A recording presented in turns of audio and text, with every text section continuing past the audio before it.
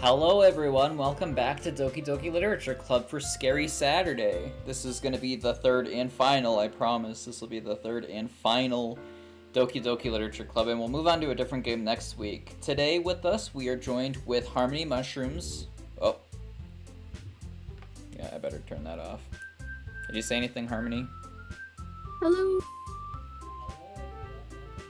Yeah, so here's the thing. Harmony Mushrooms can't hear anything, because I don't know how to stream properly. Yeah, I can't hear all the voices. Okay. So, Harmony Mushrooms, where did we leave off? Last time on Survivor, we left off with, were we writing another poem? Writing another poem? Oops, sorry. Oops. For a whole minute, they could hear the stream in the background. Sorry, go on. Okay, so, your best friend is gone. And it's like she never existed. And instead of her bringing you to the literature club, it was Monica. Yeah. So everything's different. Sayori over here, you can't see her. It's just an amalgamation of Yuri, Monica, and then Natsuki over here. There's something wrong with Sayori. I don't know what's wrong with Sayori. Something's looking a little different. Uh-oh. I only have one save file. What? Oh, wait, I think it's because the game restart. Hi again, Bops. Hey, Monica. Oh, wait, you're Monica. Oh, I'm sorry. Is someone... Whoa. Okay. Alright. This is your big break. Don't blow it. Glad to see you didn't run away on us. Nah, don't worry. This might be a little strange for me, but at least I keep my word. Well, I'm back at the literature club. I was the last to come in, so everyone else is already hanging out.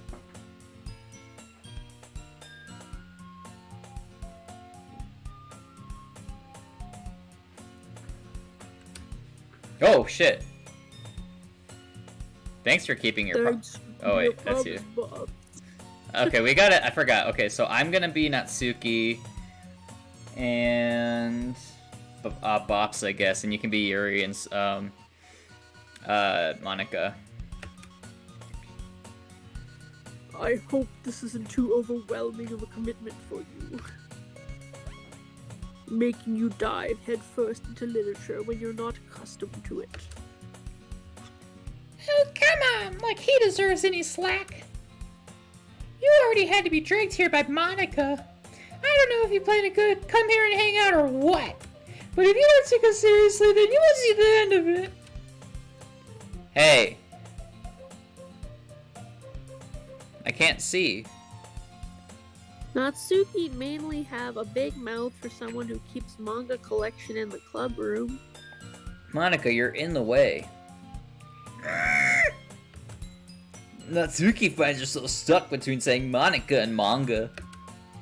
Manga is literature! Swiftly defeated, Natsuki plops back into her seat. I'm sorry, Bops. We'll make sure to put your comfort first, okay? Yuri shoots Natsuki with a disappointed glance. Anyway. Now that you're in the club and all, perhaps you might have interest in picking up a book to read. I want to read Clifford. Wait, no, that's her thing. That's what she reads.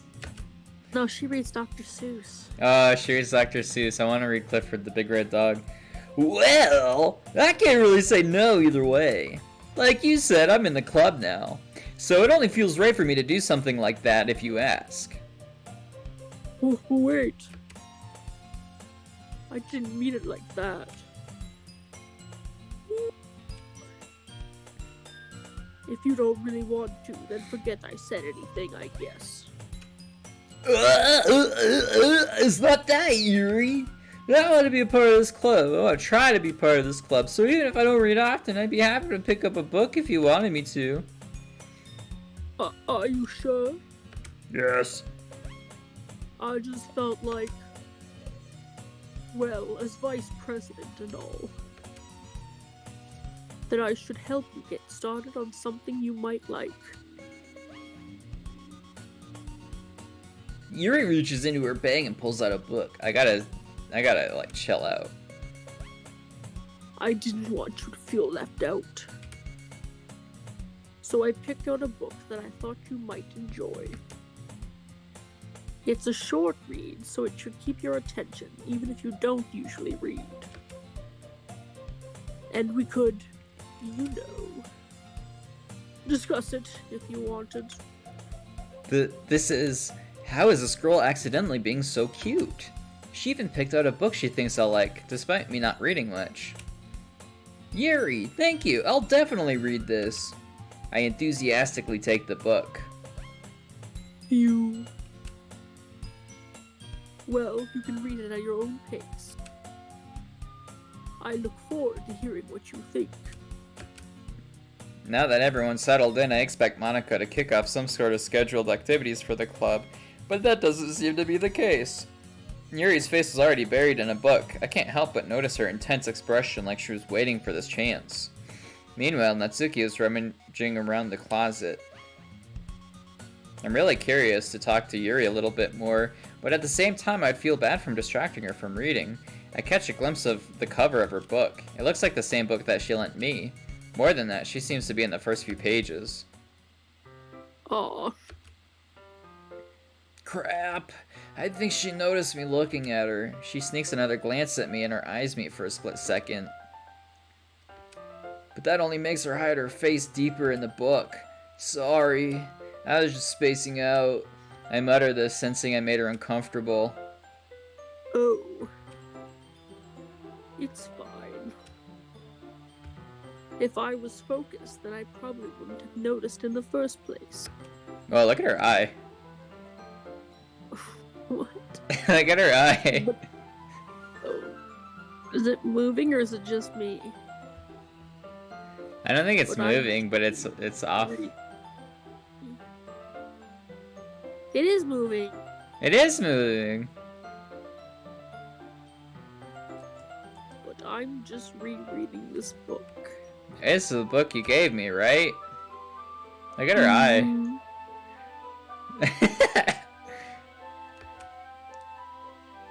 I wanted to reread some of it. Not for any particular reason. Just curious, how do you have two copies of the same book? Well, when I stopped at the bookstore yesterday. That's not what I meant. I mean, I just happened to buy two of them. On accident, Yuri? Ugh, I see. There's something fairly obvious here that Yuri isn't telling me, but I decided to let it go. I'll definitely start reading it soon. I'm glad to hear.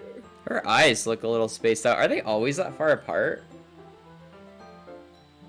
You're moving, I think.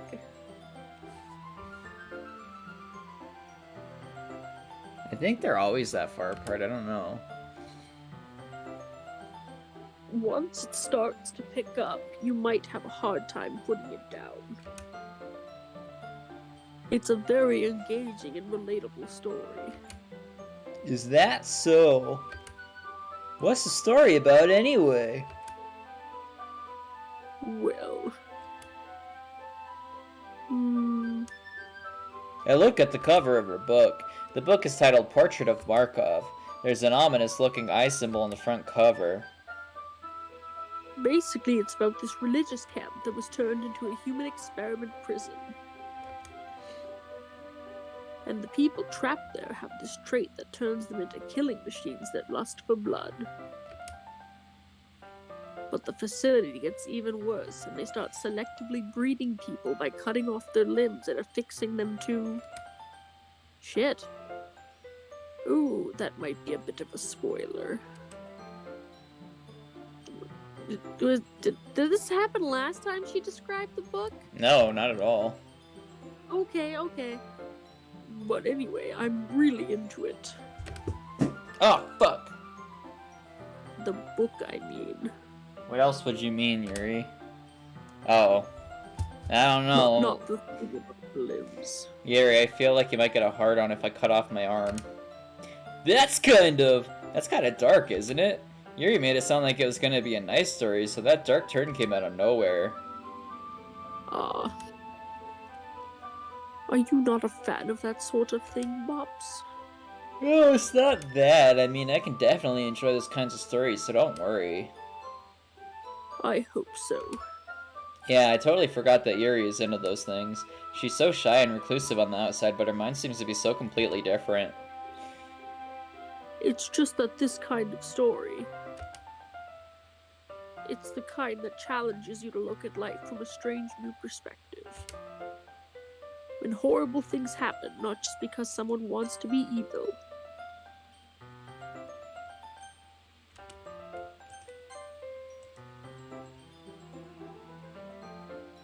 But because the world is full of horrible people and we're all worthless anyway. Wow. Then suddenly, I'm rambling, aren't I? Not again! Not again! Oh, nuts! I'm sorry. I drank a whole Wendy's coffee before this, and I'm so tired now. I'm sorry if I yawn. Hey, don't apologize. I haven't lost interest or anything. Do you want to do Yuri? Yeah, alright, I'll do Yuri, you do Natsuki. I can do that, okay. Well, I guess it's alright then. But I feel like I should let you know that I have this problem. When I let things like books and writing fill my thoughts, my whole body gets...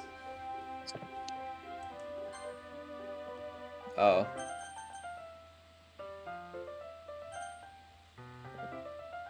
Oh, what did she say? I kind of forget to pay attention to other people, so I'm sorry if I end up saying something strange. And please stop me if I start talking too much. I really don't think you need to worry. That just means you're passionate about reading. The least I can do is listen. It's a literature club after all. That's true. In fact, I might as well get started reading it, right? Oh shit, fuck. Yes. I mean, you don't have to, but... Haha, what are you trying to say? Let me just get the book. I quickly retrieved the book and I put it into my bag. Alright, it's fine if I sit here, right? I slip into the seat next to Yuri's. Yeah. Are you sure? You seem a little apprehensive. I'm sorry. It's not that I don't want you to. It's just something I'm not very used to. That's reading in company with someone. I see. Well, just tell me if I end up distracting you or anything. Alright. I open the book and start the prologue. I soon understand what Yuri means about reading in company. It's as if I can feel her presence over my shoulder as I read. It's not a particularly bad thing. Maybe a little distracting, but the feeling is somewhat comforting. Yuri's in the corner of my eye. I realize that she's not actually looking at her own book. I glance over. It looks like she's reading from my book instead. Sorry. I was just bathing in the feeling of your body heat.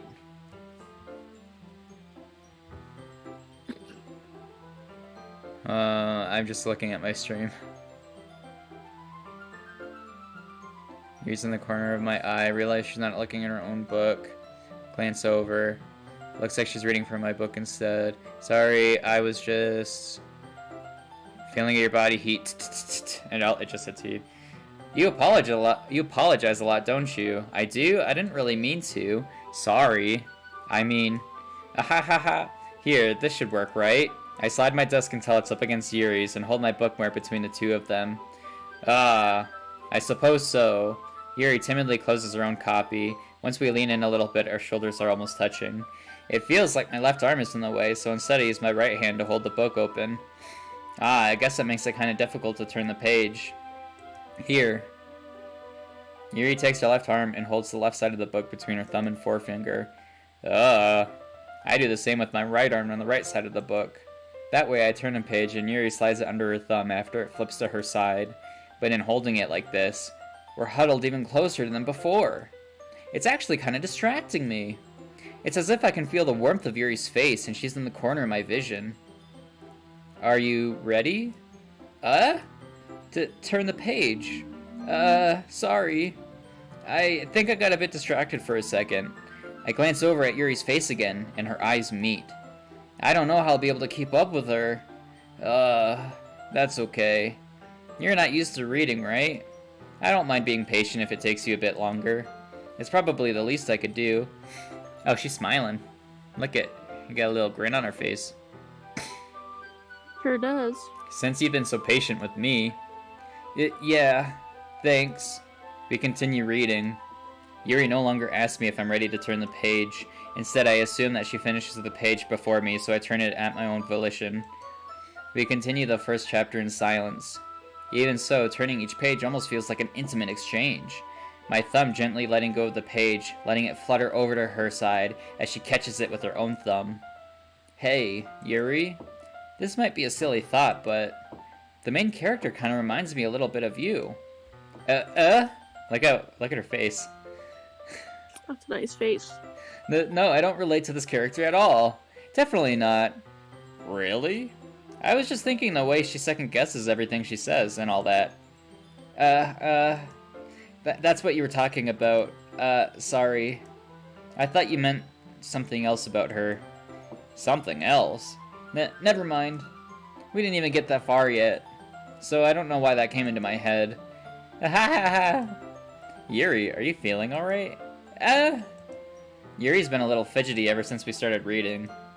You can rest if you're feeling sick or something. Your breathing is a little... My breathing? Yuri puts her hand on her chest as if to feel her heartbeat. I didn't even notice. Anyway, I'm fine.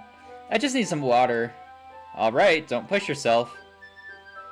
Yuri stands up and practically rushes out of the classroom. What on earth was that all about? Bops? Did something happen just now? I have no idea. Yuri was acting a little strange, I guess. So you don't know anything? Sorry, can't say that I do. Are you worried about her? Oh, no, not really. I was just making sure that you didn't do anything to her. Do what, Monica? What do you think I did to Yuri? What? You think I touched her booba? She ran away? Natalie, do you think I touched her booba? I think most definitely you touched her booba. Monica, what is she suggesting over here? No, nothing. Don't worry, I believe you. What if Monica was like, oh no, I don't think you touched her booba, Brandon. And I was like, what the fuck? Oh my god. What if she said that? I would shut this down so fast.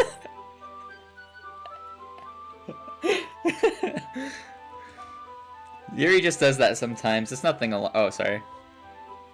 That's okay. You know what? You can read whatever you want. I am really tired. So if you want to just every time you read, it's okay. Alright. I'll let you continue on Yuri with Monica. just does this sometimes, so it's nothing alarming. Alright, if you say so. Anyway, why don't we start with sharing our poems with each other? Shouldn't we wait for Yuri? That bitch. She might be a while, so I just figured we'd get started without her. Is that okay? Yeah, I suppose so. It's kind of rude. Yeah, I was just asking. I stand up. I make a mental note of where I left off in the book, then slip it back into my bag. Come on, Natalie. Who are we picking? Natsuki. I told Natsuki I was interested in her poem yesterday. It probably is only fair if I share mine with her first.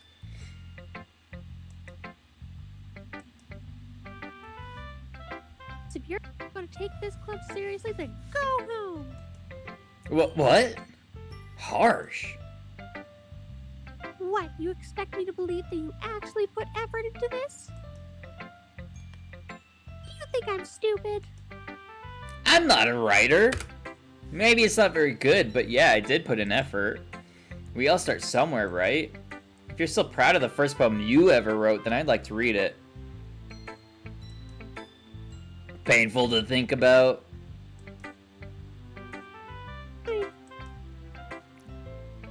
Well, sorry. You'll get better anyway. I'd tell you what to improve, but you're better off just trying again. Fair enough. Well, teach their own, I guess. Anyway, I gotta share my... Oh, sorry. Anyway, I guess I gotta share mine now. Knowing you, you'll probably think it's stupid. Yeah, probably right.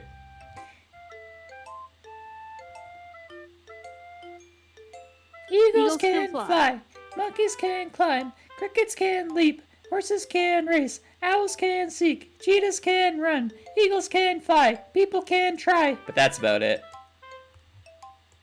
Oh, you read it perfectly. Yeah.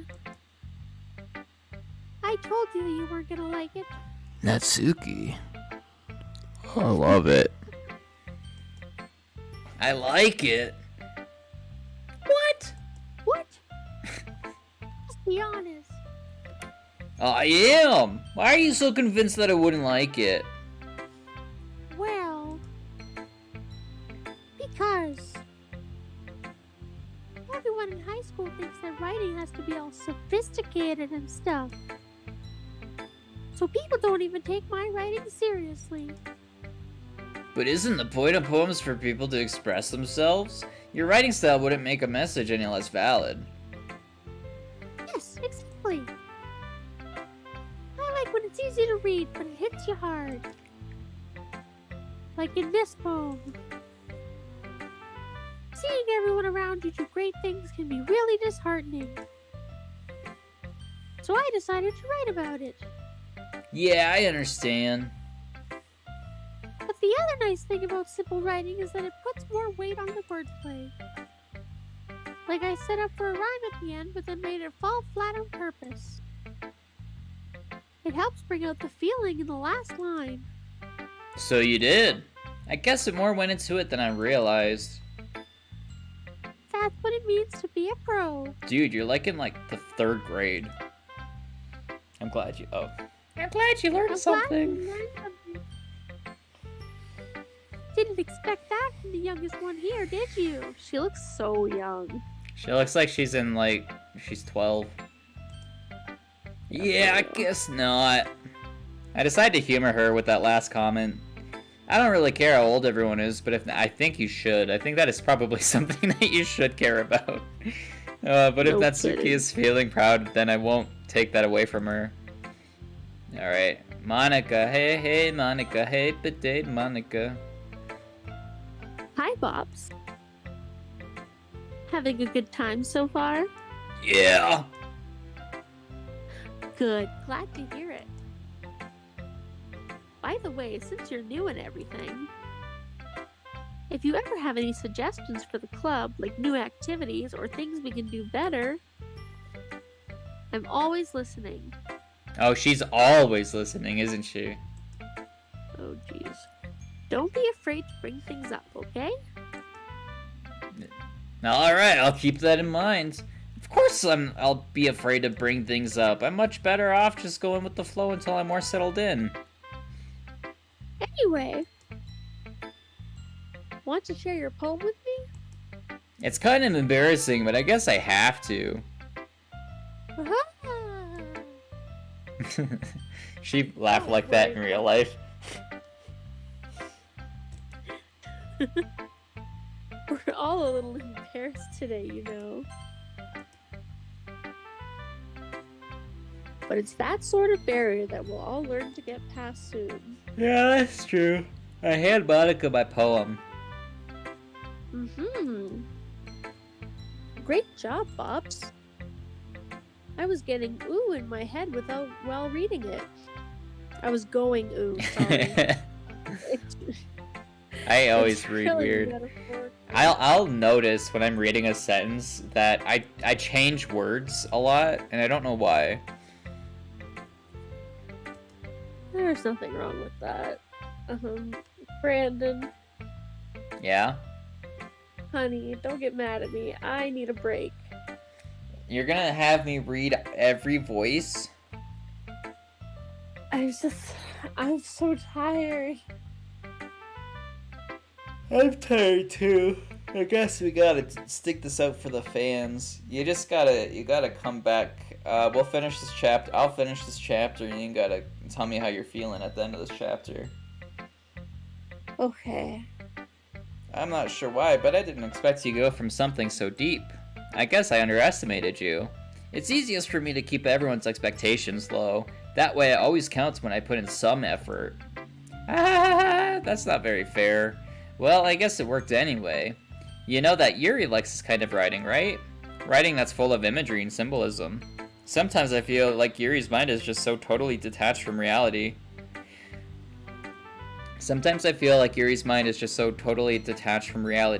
I don't mean like it's a bad thing, though. But sometimes I get the impression that she's just totally given up on people. She spends so much of her time in her head that it's probably much more of an interesting place for her. But that's why she gets so happy when you treat her with lots of kindness. I don't think she's used to being indulged like that.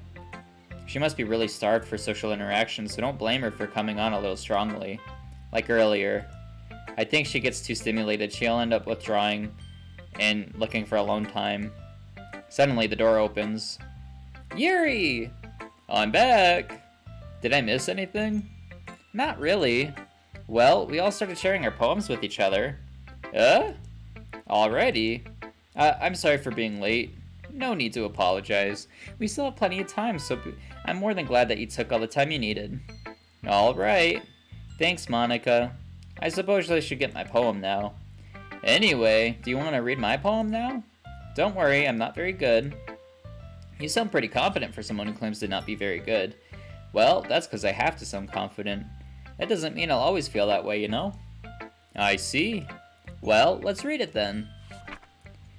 Hole in wall. There's a hole in the wall. It's a dirty free-for-all. Oh. Shit. Hold on. I gotta pause the stream. I'll read it. I'll read it, say you. I just gotta pause the stream when it gets to that part.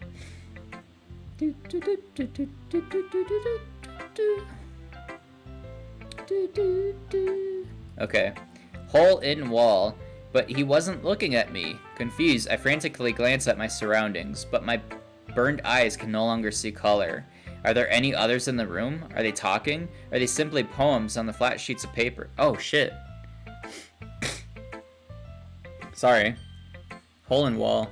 But he wasn't looking at me. Confused, I frantically glance at my surroundings, but my burned eyes can no longer see color. Are there others in this room? Are they talking? Or are they simply poems on flat sheets of paper? The sounds of frantic scrawling playing tricks on my ears. The room begins to crinkle, closing in on me. The air I breathe dissipates before it reaches my lungs. I panic. There must be a way out. It's right there. He's right there. Swallowing my fears, I brandish my pen. Whoa. What do you think of that, Natalie? Huh?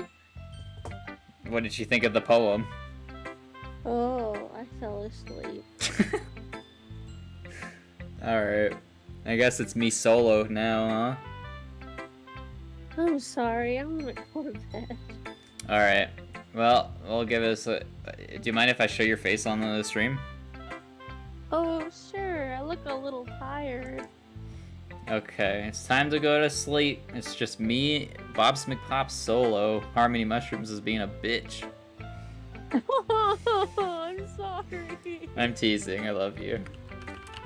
I love you too. Have fun. Bye. Bye! Oh, don't read that. Well, I guess we're doing this solo now, boys. Shit, she was like my lifeline. She was why I wasn't so scared, but now now she's gone.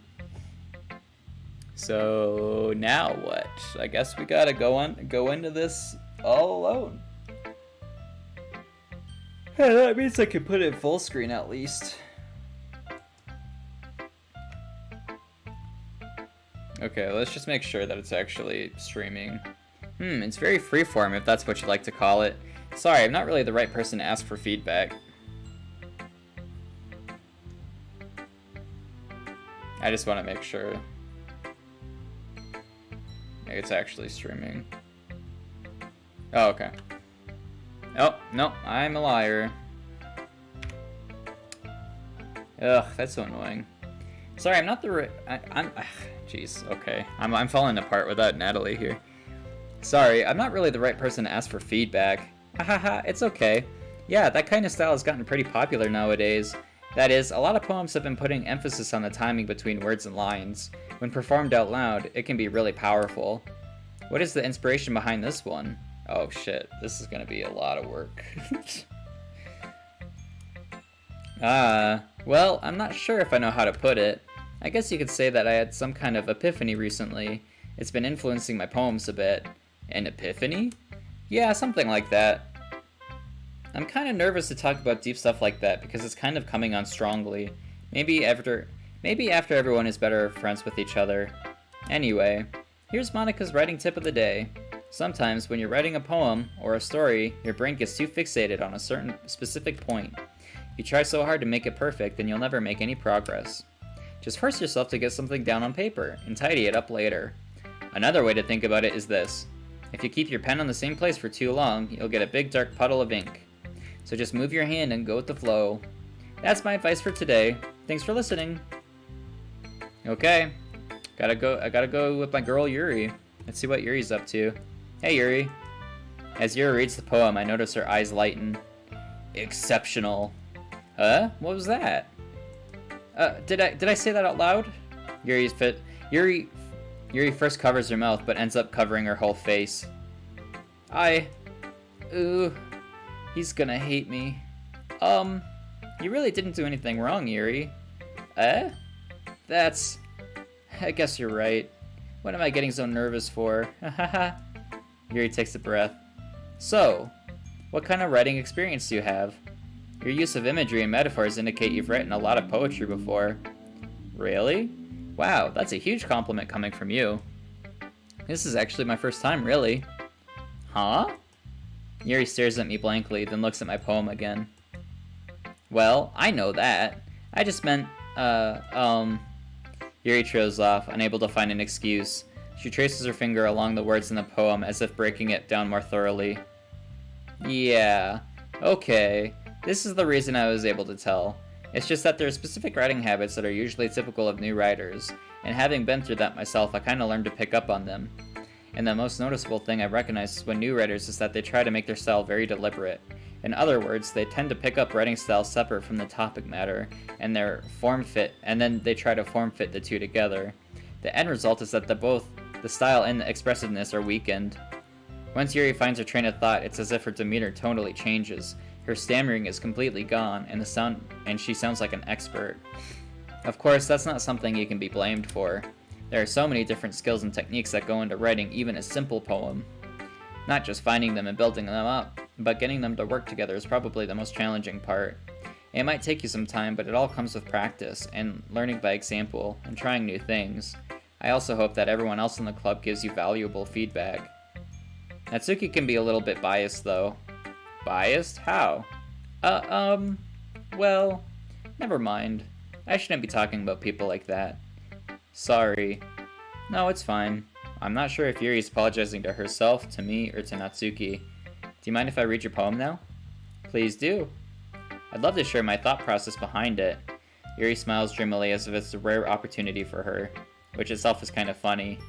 After all, isn't this supposed to be a literature club? Ghost under the light. The tendrils of my hair illuminate beneath the amber glow. Bathing. It must be this one. The last remaining streetlight to have withstood the test of time. The last yet to be replaced by the sickening blue-green hue of the future. I bathe, calm, breathing air of the present but living in the past. The light flickers. I flicker back. I'm sorry, Jesus. I'm sorry I have such terrible handwriting. What? I wasn't thinking that at all. But you took such a long time to read. Ah, well, I just don't read script very often. I actually think your handwriting is pretty. Eh? That's a relief. Also, I liked the poem. Even though it's short, it was really descriptive. It wasn't too short. I usually write longer poems. Not at all. I'm really glad you like it. I'll be honest, since it's our first time sharing, I wanted to write something a little more mild. Something easy to digest, I suppose. Are you into ghosts, Yuri?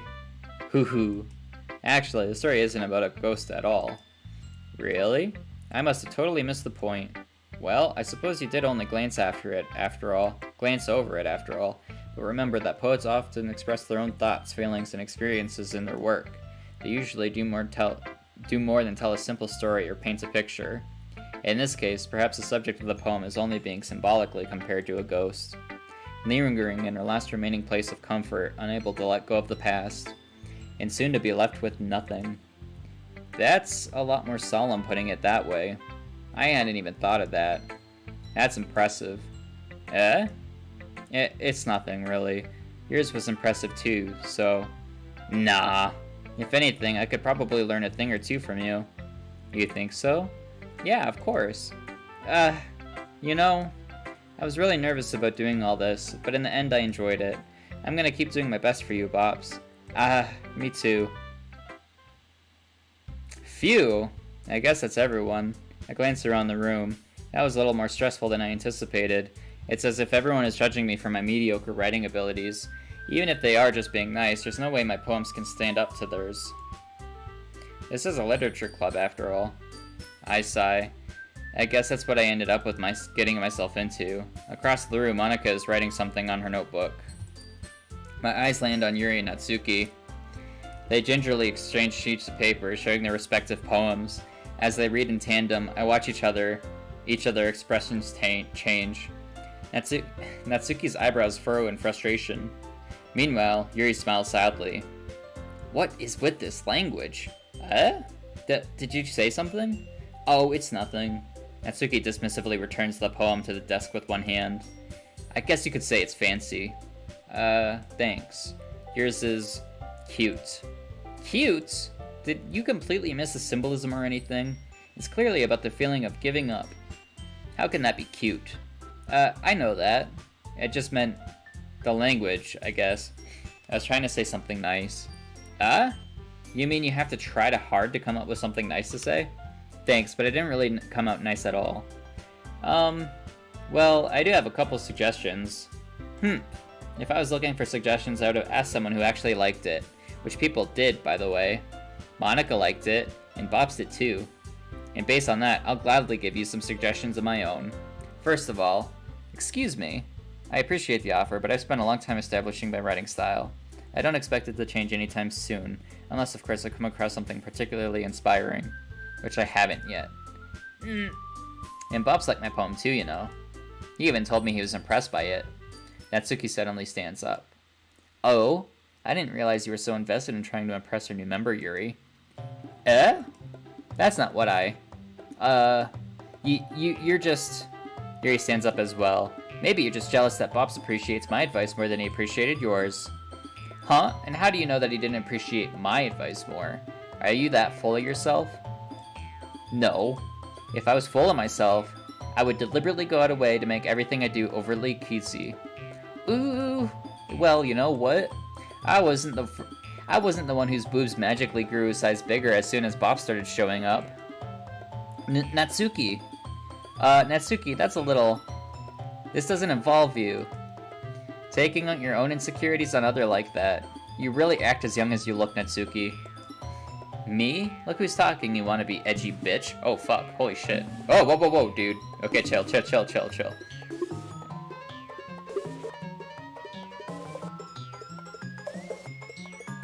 You wanna be edgy bitch? Edgy?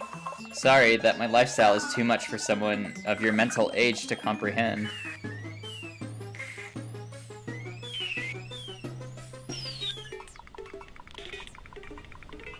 Holy shit, what's going on? Sorry my lifestyle is too much for someone your mental age to comprehend.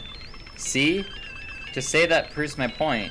Most people learn to get over themselves after they graduate middle school, you know. If you want to prove anything, then stop harassing others with your sickening attitude. You think you can counterbalance your toxic personality just by dressing and acting cute? The only cute thing about you is how hard you try. Whoa, be careful there, you might cut yourself on that edge, Yuri. Oh, my bad, you already do, don't you? Did you just accuse me of cutting myself? What the fuck is wrong with you in your head? Yeah, go on. Let Bops hear everything you really think. I'm sure he'll be head over heels for you after this. Suddenly, Yuri turns toward me as if she just noticed I was standing here. Bops! She's just trying to make me look bad. That's not true. She started it. Whoa, whoa, whoa. Fuck. Oh, fuck. Now I have to choose. I just had to, oh, fuck.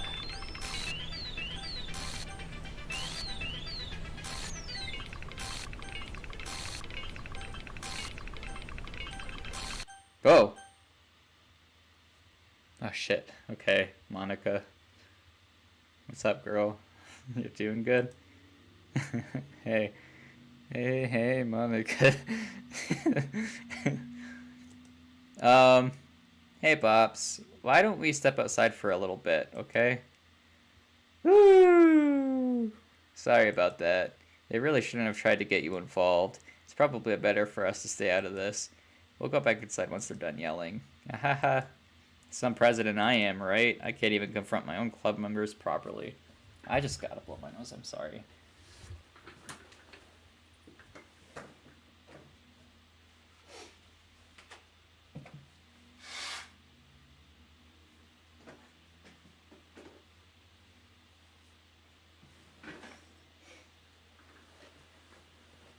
I can't even confront my own club members properly. I just wish I was able to be a little more assertive sometimes. But I never have it in me to put my foot down against others. You understand, right? Anyway, if this makes you want to spend less time with the others, then that's fine. I'd be happy to spend more time with you instead. Suddenly, Natsuki runs out of the classroom. Oh no! She quickly runs away. Oh dear. Well, it looks like they're done. I didn't mean it. I didn't mean it. I didn't mean it. Yuri is rocking back and forth in her desk with her palms over her forehead. Yuri? I didn't mean it. I believe you. I have no idea what Yuri might have said to Natsuki, or did. Bops, please don't hate me. Please, I'm not like this. There's something wrong with me today. It's fine, Yuri. We know you didn't mean it. Besides, I'm sure Natsuki will forget about it by tomorrow. Completely.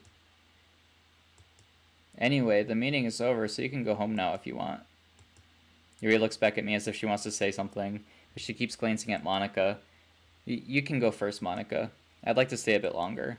I'm the president, so I should be the last one out. I'll wait for you to be done.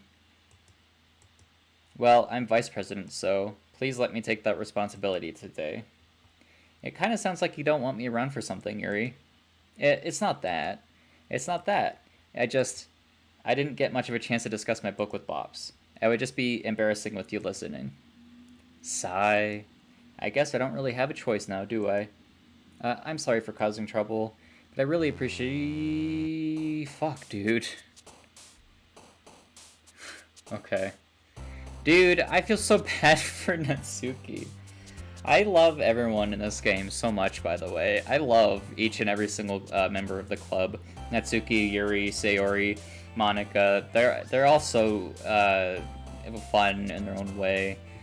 But I hate having to pick between Natsuki and Yuri all the time. Okay, so Heaven Sent. Obviously, this is a Yuri playthrough, so we're gonna continue to go through Yuri. Ooh, we're getting to the nitty gritty over here, aren't we? Let's see this one. Whoa, fuck, dude. I fucking lied. We shouldn't have done that one.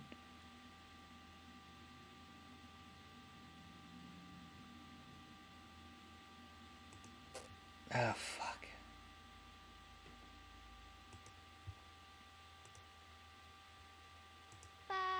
I hate that. Fucking don't do that.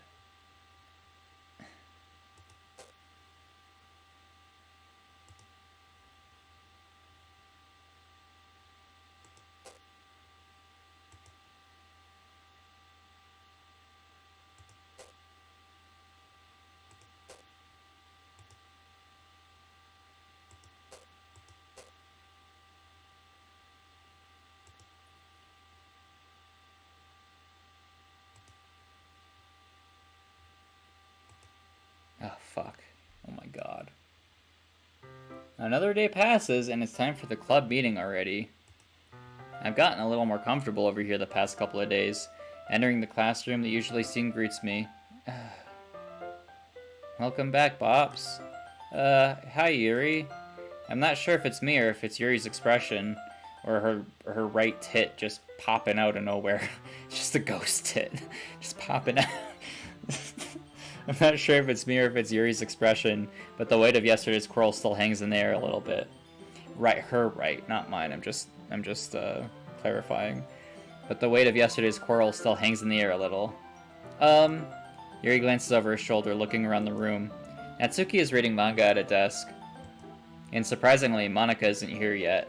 Suddenly, Yuri takes my arm and pulls me in the corner of the room. About yesterday, I really need to apologize. Nothing like that has ever happened before, and something just came over me, I guess. I wasn't acting mentally sound. Please don't think we're usually like this. Not just me, but Natsuki as well. Yuri, I'm happy that you were so considerate and apologized. You don't have to worry too much. Even though I've only been here a couple days, I could tell something was off yesterday. Maybe we're all just a little extra sensitive because it was our first time sharing poems. But whatever it was, it didn't make me think any less of you. I had already decided that there's no way you can be a bad person. It's a little fast to consider that. People can surprise you, Bops. And now that you're apologizing, I know you didn't really mean it. Bops, don't say those kinds of things so frankly. They make me a little too happy. I'm really glad that you're such an understanding person. I'm really glad that you joined the club. Everything's a little bit brighter with you around, and, sorry, what am I saying right now? Oh, fuck, dude. Have you guys seen Monika? No, I haven't. I was also kind of wondering where she was. Man, Yuri, I'm guessing you haven't either. Yuri's clearly taken aback at how calmly Natsuki is addressing her. No, I haven't. Jeez, this isn't like her at all. I know it's stupid, but I can't help but worry a little bit. Okay, so I'm not tone deaf.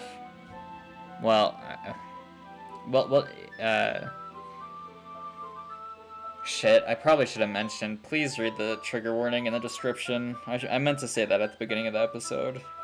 Obviously, it's a little far now to be saying that, but anyway, I played this game before, so I know a little bit more, but I'm not going to spoil anything. But it looks like Natsuki doesn't seem to remember, or maybe she's just putting it behind her or something, but it seems like she is acting a little strange, considering the emotional outburst between these two yesterday. Why are you looking at me like that? Natsuki, about yesterday, I just wanted to apologize. I promise I didn't mean any of the things I said, and I'll do my best to stay under control from now on. So, Yuri, what the heck are you talking about? Did you do something yesterday? Jeez. Whatever's on your mind, I'm sure it was nothing. I don't even remember anything bad happening. You're the kind of person who worries too much about the little things, aren't you? But... oh, fuck that! Oh my god.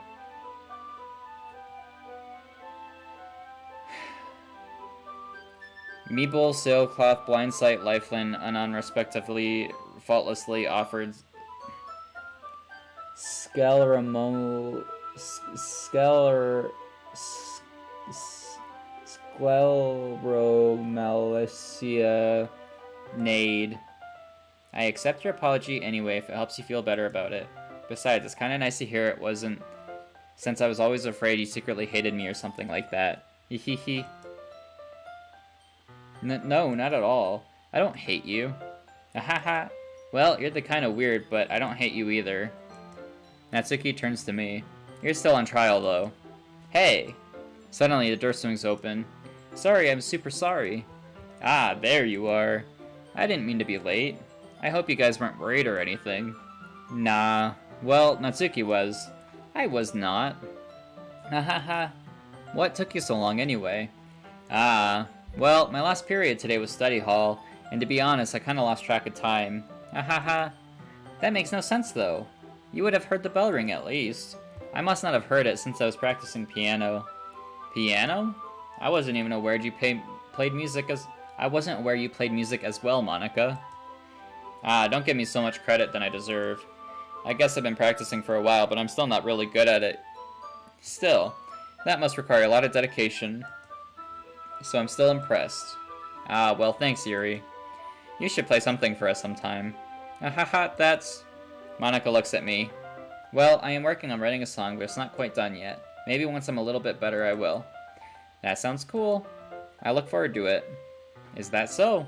In that case, I won't let you down, Bops. Monica smiles sweetly. Oh, I didn't mean any pressure or anything like that. Haha, don't worry. I was hoping that we could share it with you anyway.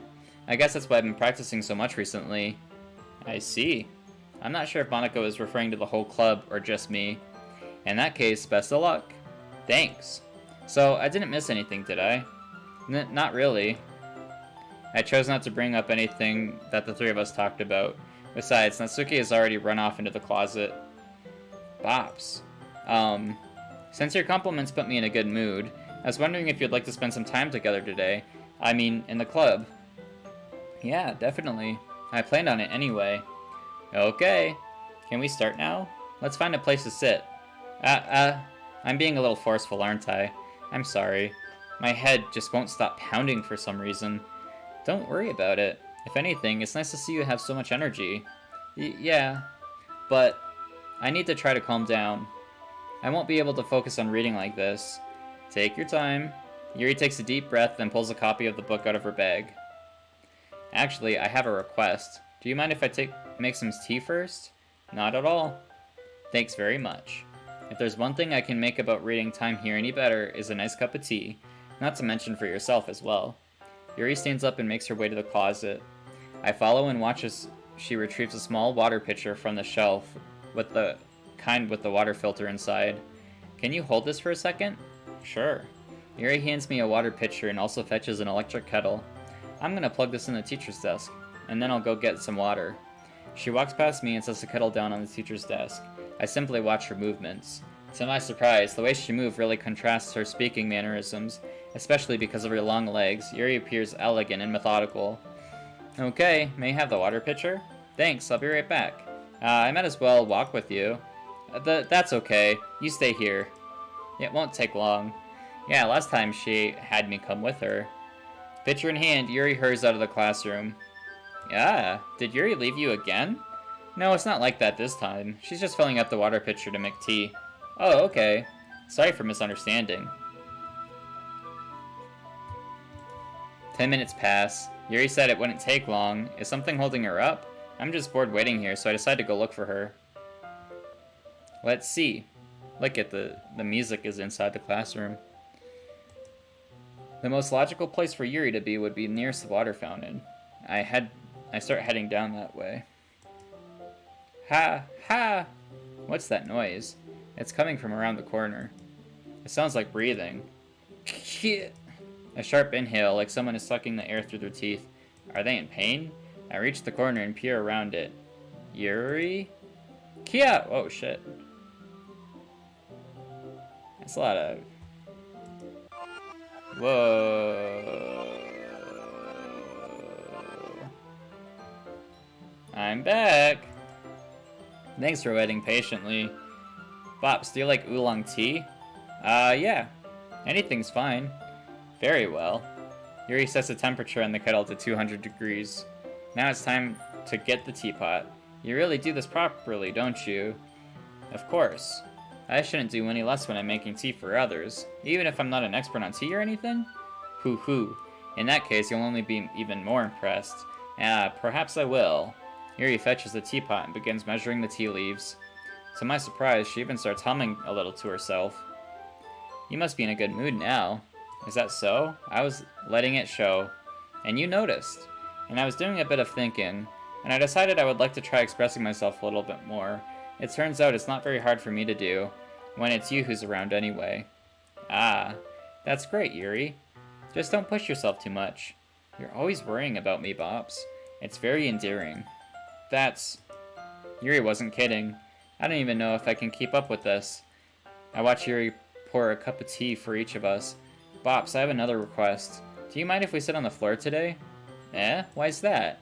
It's a little bit easier on my back. I can read with my back against the wall rather than bending over at my desk. You don't have to bend over at your desk. You just lay back in your chair. Well, I don't know. I'm not a woman. How can I say that? I'm sorry, Yuri. That was presumptuous of me. Sorry, I didn't realize. No worries. I just have back pain fairly regularly, so I'll do my best to manage it. Is that so? I wonder why that is. It's most likely because of your posture, right? Always hunched over like that while reading? Yes. I have terrible reading posture, so that's why we should sit on the floor. Oh, okay.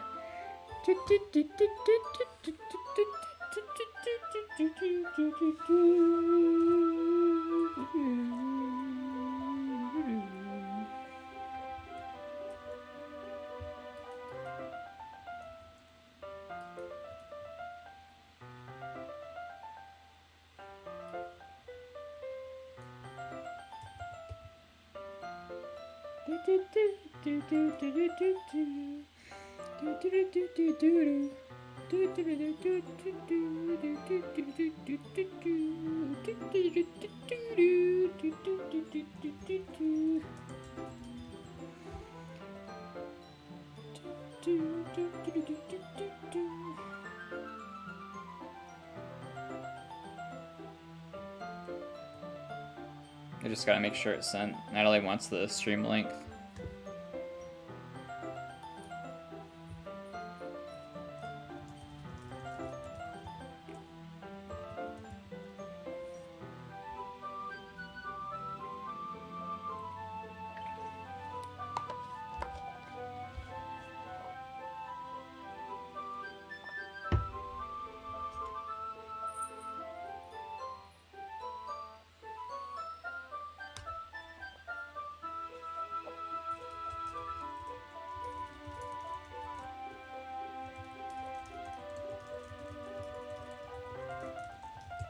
Okay.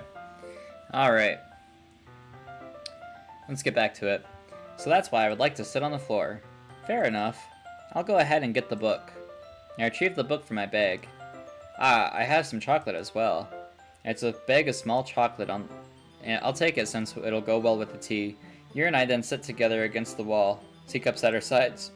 As if in sync, we assume the same reading position as last time, each holding on to half the book. Except this time, our bodies are even closer to each other. I can't say... I can't see too well. Yuri slides closer until her shoulders are touching. How am I supposed to focus on reading like this? Yuri was always kind of cute, but when she's being less apprehensive, it's almost more than I can handle. Your teacup. Yuri hands me my teacup. Holding it with my hand that's not holding the book, I end up a position that makes it harder to focus. Because now I need to worry about making sure I don't accidentally touch her chest. Oh, Jesus, I hate that line so much. Meanwhile, Yuri hasn't noticed a single thing.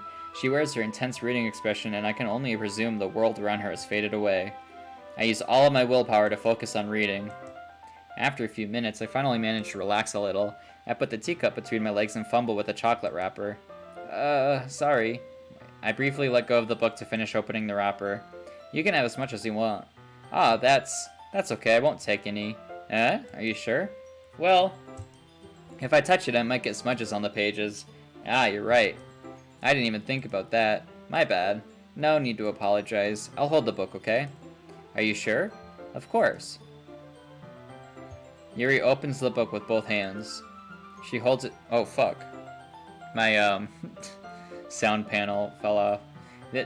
My wall has like a soundproof foam on it. I didn't get it like that. My previous roommate put it there before. This used to be their room. Then when their roommate moved out, they moved into the master bedroom. It's kind of cool, but it's starting to fall off now. She holds it so fast I don't even have... She holds it so that I don't have any harder of a time reading it from it. But as a result, her left arm is practically resting on top of my leg. Well, in that case, Yuri is already totally focused on reading again. I take a chocolate candy and pop it in my mouth. Then I take another chocolate, and I hold it up to Yuri. She doesn't even look away from the book. She simply parts her lips as if the situation was completely natural. But that means I can't stop here. I apprehensively place the chocolate in her mouth. Just like that, Yuri closes her lips over it. Yuri's expression suddenly breaks. Did I just... Yuri looks at me like she needs to confirm what just happened. Bops. Sorry. I guess I shouldn't have done that. Yuri starts to breathe heavily. I can't. Bops. Suddenly, Yuri forcefully grabs my arms. Oh, shit. Suddenly, Yuri forcefully grabs my arm and jerks me to my feet. My teacup gets knocked over. Oh, shit. What's happening? I'm scared. Bops. My heart. Oh my god, what is going on? Where are we going? I'm kind of afraid. Honey, okay, hold on, sorry. I'll open the door for you, honey. There you go. Oh, dear, okay. My heart. My heart won't stop pounding, Bops. I can't calm down. I can't focus on anything anymore. Can you feel it, Bops? Yuri suddenly presses my hand against her chest. Jeez, okay. Oh, fuck, okay. Why is this happening to me? I feel like I'm losing my mind. Oh my god. I can't make it stop. It even makes me not want to read. I just want to look at you. Oh, okay. Alright. Look at those peepers. You can look at me all you want, Yuri. Those, how could I say no to... How could I say no to those beautiful baby blues? Ha! Okay. Alright. Can we... Oh, thank God. It's time to share poems. Alright, we're gonna take Yuri last, so let's start with Natsuki. She's not gonna want to read my poem. Yeah, just as I thought. Bops, come on. I'm not stupid. I know how much time you're spending with Yuri. It's obvious that you care more about impressing her than trying to improve your writing. To put it bluntly, it's kind of pathetic. Why are you even in this club, Bops? Honestly, I thought getting a new member would help everyone get more involved together, not exclude each other even more. This is such a stupid activity anyway. Look, I'm not in a good mood today, and I just really don't feel like talking right now. Please go away.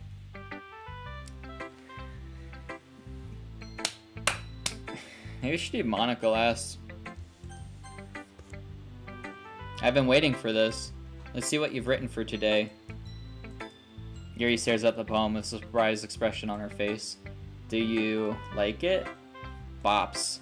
This one might be even better than yesterday's. How did you even pick up on this so quickly? Just yesterday I was telling you the kind of techniques worth practicing. Maybe that's why. You did a good job explaining. I really wanted to try to give it more imagery. Yuri visibly swallows. Even her hands appear sweaty. That makes me so happy. I'm so amazed to feel like I'm valued, Bops. Everything that you write is a treasure to me. My heart pounds just holding it. Hahaha. I want to write poems about this feeling.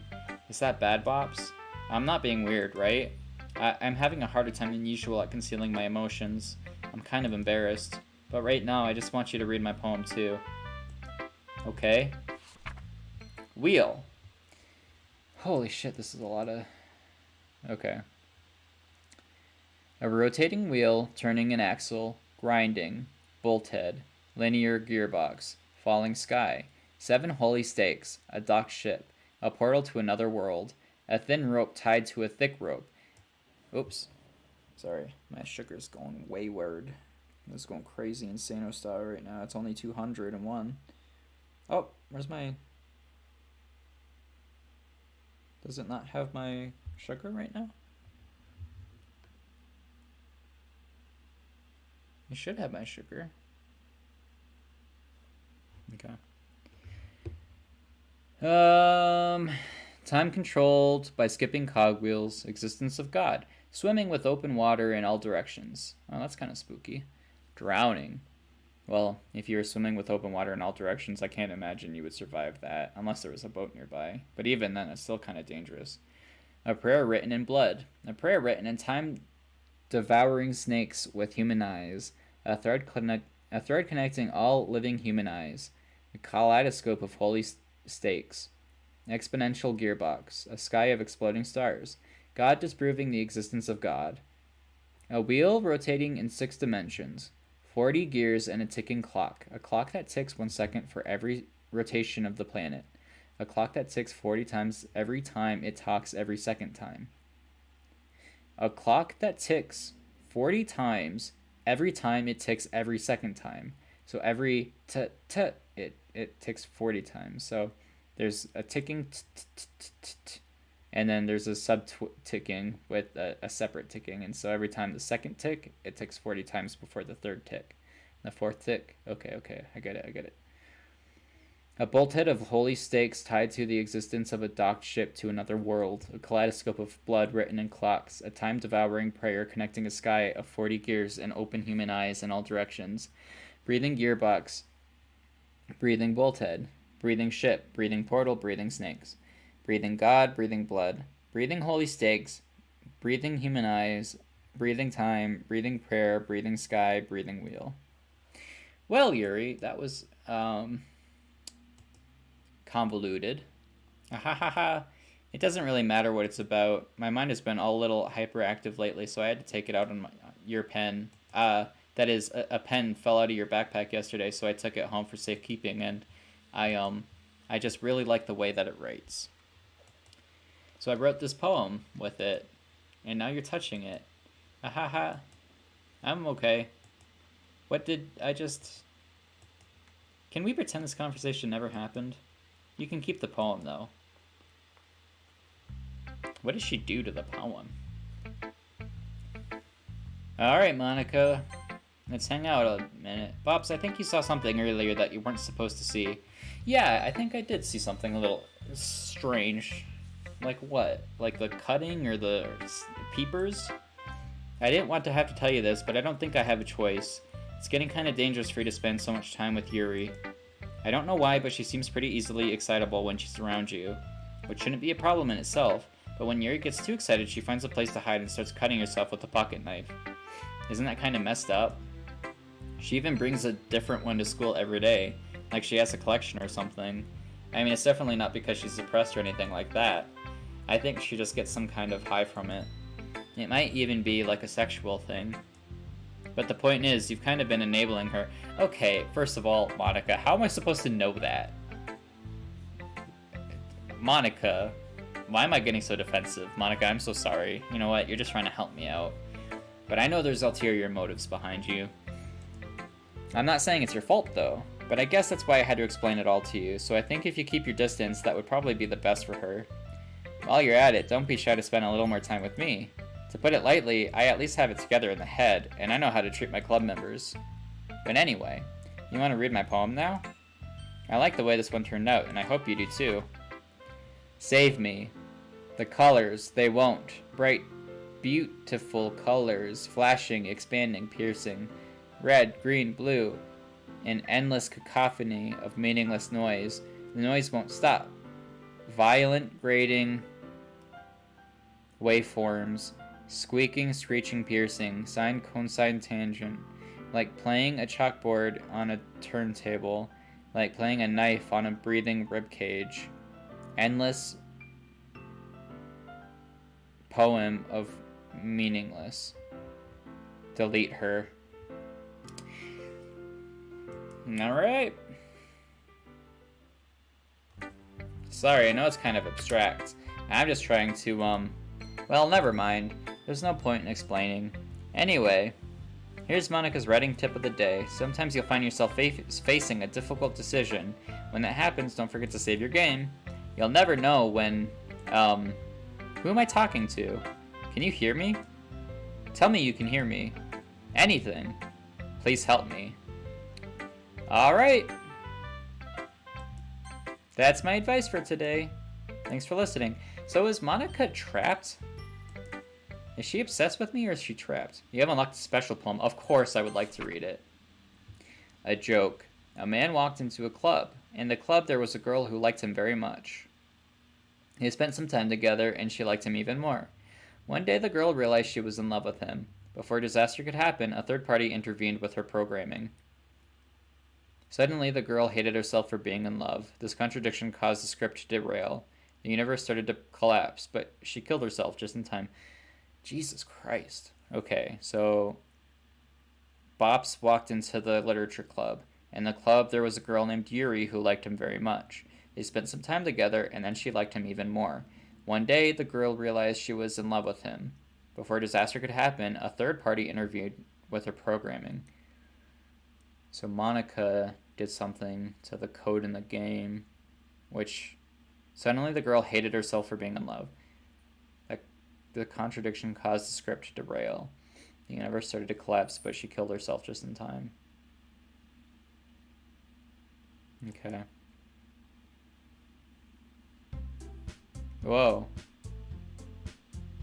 Can you see my cursor? Okay, everyone. We're all done reading each other's poems, right? We have something we need to go over today, so if everyone could come sit at the front of the room. Is this about the festival? Well, sort of.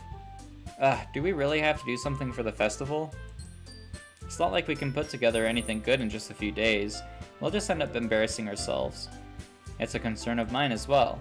I don't really do well with last-minute preparations. Don't worry so much. We're gonna keep it simple, okay? Look, I know everyone's been a little more lively ever since Bob's joined and we started with some club activities, but this isn't time for us to become complacent. We still only have 4 members, and the festival is only a real chance to find more, you know? What's so great about getting new members anyway? We already have enough to be considered an official club. More members will just mean everything gets noisier and more difficult to manage. Natsuki, I don't think you're looking at it the right way at all. Don't you want to share your passion with as many people as you can, to inspire them to find the feelings that brought you here in the first place? The literature club should be the place where people can express themselves like they can't do anywhere else. It should be a place so intimate that you never want to leave. I know you feel that way too. I know we all do. So that's why we should work hard and put something together for the festival, even if it's something small. Right, Bops? Ah! Oh, come on. You can't take advantage of Bops to agree with you just because he doesn't know how to say no to anything. Look, Monica, do you really think any of us here joined the club with other people in mind? Yuri never even talked until Bops joined. As for me, I just like it better here than I do at home. And Bops isn't even passionate about literature in the first place. Oops. Is that my insulin? Sorry, but you're really the only one who's interested in finding new members. The rest of us are fine like this. I know you're president and all, but you should really consider our opinions for once. Monica is clearly taken aback by Natsuki's words. That's not true at all. I'm sure Yuri and Bops want to get more members too, right? I don't know about Yuri, but I'm kind of indifferent. If I showed as much enthusiasm as Monica wanted, then I would probably be lying. Still, if it's up to me to rescue the situation... No. Natsuki's right, isn't she? This club, it's nothing more than a place for a few people to hang out. Why did I ever think anyone here saw it the same way I did? But that doesn't mean we're against getting new members or anything. Bops, why did you even join this club? What were you hoping to get out of it? Well, that's not really something I can be honest about, isn't it? In fact, if I remember, you weren't even given a choice not to join. Monica sits down and stares at her desk. What's the point of all this anyway? What if starting this club was a mistake? Now you've done it, Natsuki. What, me? I just spoke my mind. Is it a crime to be honest? It's not about being honest. It's about word choice. Besides, you have no right to speak for everyone else in the club like that. You don't understand at all. I just want a place that feels nice to hang out with a few friends. Is there a problem with the club being that for me? There aren't many other places like that for me. And now Monica wants to take it away from me. She's not taking anything away. No, Bops. It's not the same. It won't be the same with the direction she wants to take it. If I wanted that, then I would have just joined any other stupid club. But this one, I mean, at least for a little bit of time, things were nice. Natsuki starts packing up her things. I'm going home. I feel like I don't belong here right now. Natsuki ignores Yuri and walks right out of the classroom. This is bad. I don't know what to do. Well, do you have an opinion about the festival? I don't know. I'm kind of indifferent, I guess. Oh shit. Who cares about that obnoxious brat? I mean, I like how I like how nice and quiet the club is right now. And I'm just happy with you here. But still, I'm the vice president. It's not right for me to ignore my responsibilities like that.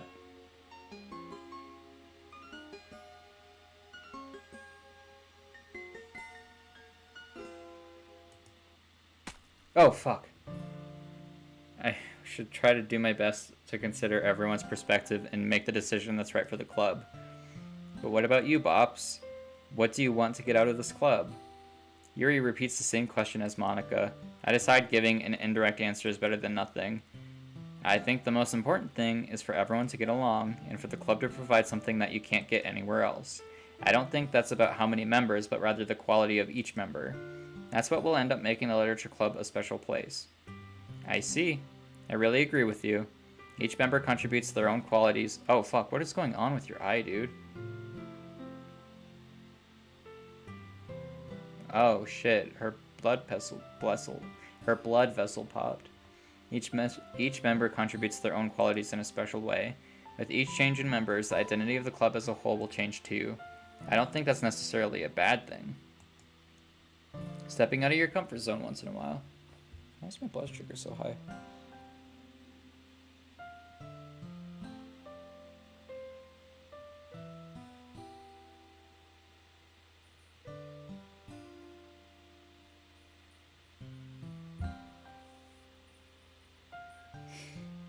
Stepping out of your comfort zone once in a while.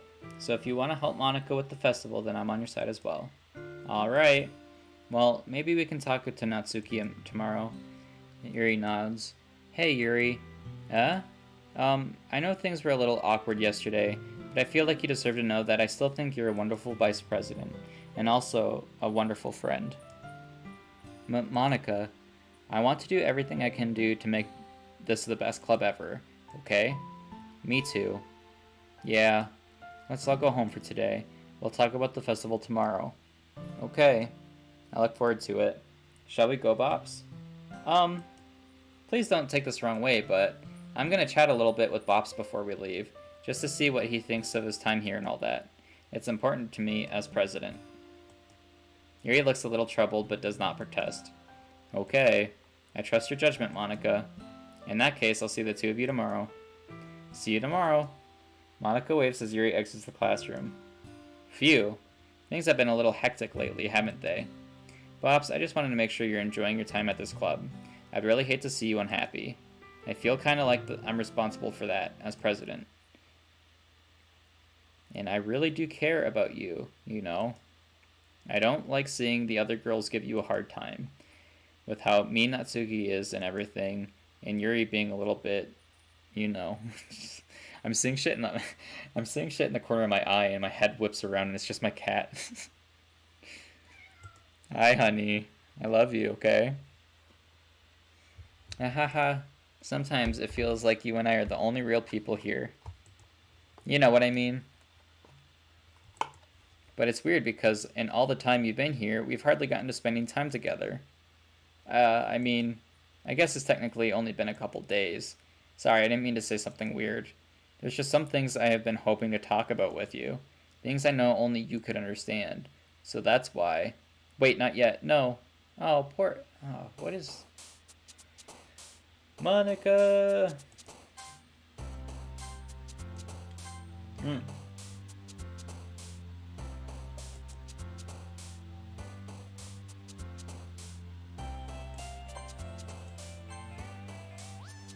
There's a thing. There's, I think...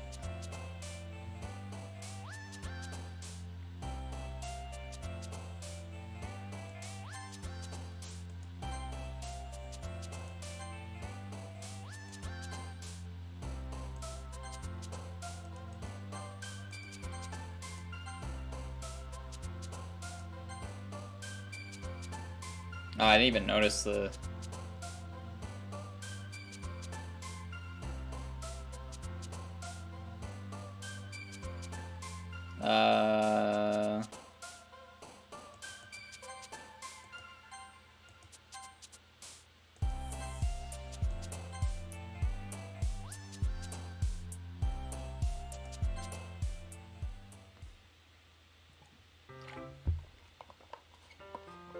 Hey Yuri. I've been waiting for you. Are you ready to continue reading? I brought my best tea today. Monica! I told you not to. Ugh! Is she really late again? You can consider it as usual, Natsuki. Excuse me. Must you always interrupt my conversation with your incessant yelling? What are you talking about? You say that I do it on a regular basis or something. I just wasn't paying attention, okay? I'm sorry. Seriously, what's gotten into you today? Me? Nothing. Is it really that bad? See, it is something. I'll get over it. It's not even anything noteworthy.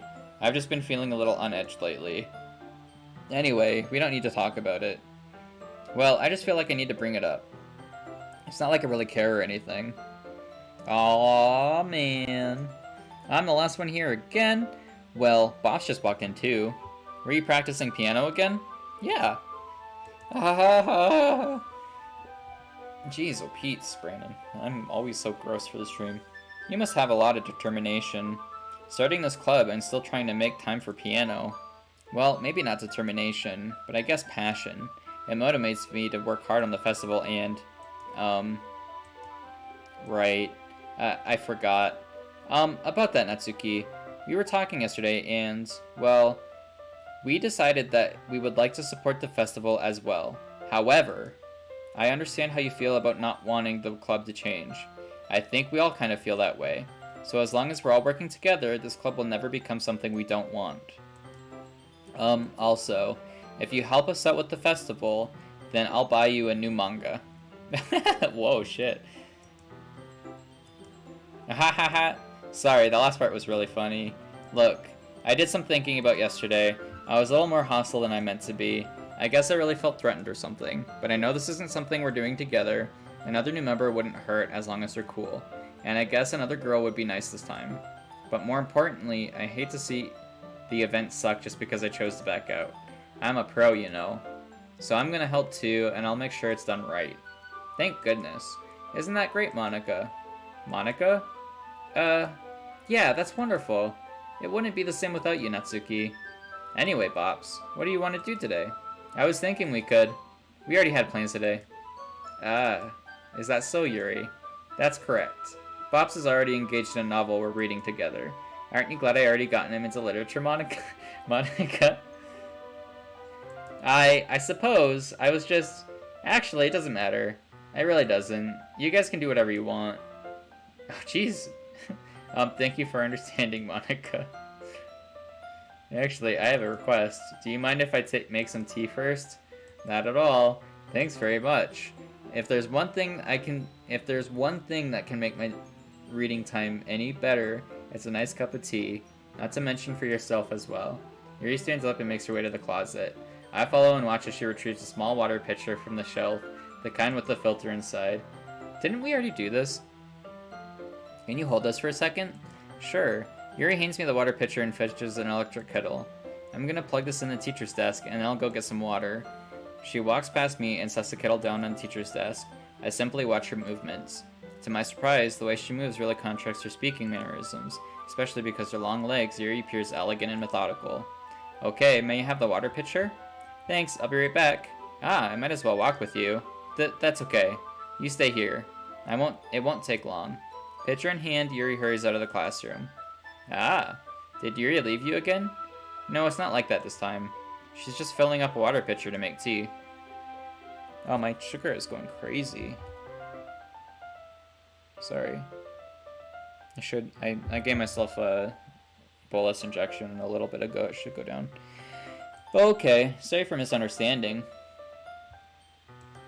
10 minutes pass. Yuri said it wouldn't take long. Is something holding her up? I'm bored just waiting here, so I decided to go look for her. Let's see. The most logical place for Yuri to be near is the water fountain. I start heading down the hallway. Ha ha ha ha. What's that noise? It's coming from around the corner. It sounds like breathing. Kuh. A sharp inhale, like someone is sucking the air through her teeth. Are they in pain? I reach the corner and peer around it. Yuri? Kia! Oh. We did do this. I really thought it would be different, but it's the same as last time. Except that's not. Oh, shit! Oh, fuck me. Oh my god. Fuck, dude, that's... Wait. How did I... Sorry, I just had a really weird deja vu. This hasn't happened before or anything, right? My head has just been a little fuzzy lately. I hope it really hasn't been showing or anything. I would hate for you to think I'm weird after we just started spending time together. I mean, everyone has a few unusual things about them. But expressing those things so soon after meeting someone is usually seen as inappropriate or unlikable. At least that's what I've discovered. When I was a bit younger, I think I would have come on really strongly and get a little too intense. It made people not want to be around me. So I started hating those things about myself. My obsession with certain hobbies, and the way I can't control myself when I get too excited about something. So, I eventually stopped trying to talk to people. If nobody could ever like me for the things that matter most to me, then it's just easier if I close myself off. But recently, something's been wrong. I don't know what it is, but every time we come to club, my heart starts going crazy, like it's gonna rip out of my chest. It overwhelms me with energy and emotions that I can't let out. It's been making me do weird things. I don't know why it's happening. Bops. Is it just me, or has Monica been acting a little off lately? She's always been sweetheart ever since I joined the club, but recently I've been feeling something sharp whenever she's around. I'm not crazy, right? Please tell me I'm not. Okay, Yuri, you're not crazy. I couldn't say anything before because she's always listening. But finally, we're alone. Can we just stay here for a while? Yeah.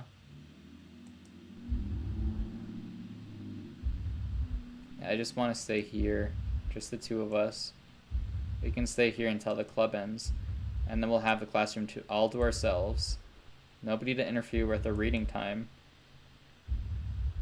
Nobody to make me feel like stabbing myself in the throat. Yeah, Monica is there. I was like, I swear I see something. Haha. That was a joke. Just a joke. I do like knives, though. It sounds strange, but you wouldn't understand if you've never seen how beautiful they can be. I have no idea. Why don't you come by my house sometime? I can show you my collection. I've gotten them from all various artisans. I make sure to give them all their fair share of use. I don't want them to get lonely or anything. Nobody deserves to be lonely. Nobody. And that's why I'm so happy you joined the literature club, Bops. Now we don't need to be lonely anymore. Because we have each other. Every day. That's all we need. You know what? Let's quit the literature club. There's no need for us to be around Monica's slimy tongue anymore. Not to mention that other pathetic child. We can walk home together every day after school and read together, eat together, sleep together. Doesn't that sound perfect? Everything we could ever want. Isn't that why you joined the club in the first place? It's almost like it was fate. Fate that we would meet each other. And now we get the happy ending that I've patiently waited years for. Will you do that with me, Bops? Oh, fuck, okay. Let's get Natsuki out of the way because she doesn't want anything to do with me. I'm not going to read another one of your Yuri suck-up poems. But I'm still going to make you read mine. There's a reason. I really wish I didn't have to do this, but unfortunately I don't have much of a choice. Just read it carefully, okay? Then you can go away. I don't know how to bring this up, but there's been something I've been worried about. Yuri has been acting kind of strange lately. You've only been here a few days, so you may not know what I mean, but she's not normally like this. She's always been quiet and patient, polite and attentive, things like that. Okay, this is really embarrassing, but I'm forcing myself to suck it up. The truth is, I'm really worried about her. But if I try talking to her, she'll just get mad at me again. I don't know what to do. I think you're the only person she'll listen to. I don't know why, but please try to do something. Maybe you can convince her to talk to a therapist. I've always wanted to try being better friends with Yuri, and it really hurts me to see that this is happening. I know I'm gonna hate myself later for admitting that, but right now I don't care. I just feel so helpless. So please, if you can do something to help, I don't want anything bad to happen to her. I'll make you cupcakes if I have to, just please try to do something. As for Monica, I don't know why, but she's really dismissive about all this. It's like she wants us to ignore it. So I'm mad at her right now, and that's why I'm coming to you about this. Don't let her know I wrote this. Just pretend like I gave you a really good poem, okay? I'm counting on you. Thanks for reading. Oh, man. Thanks, Natsuki.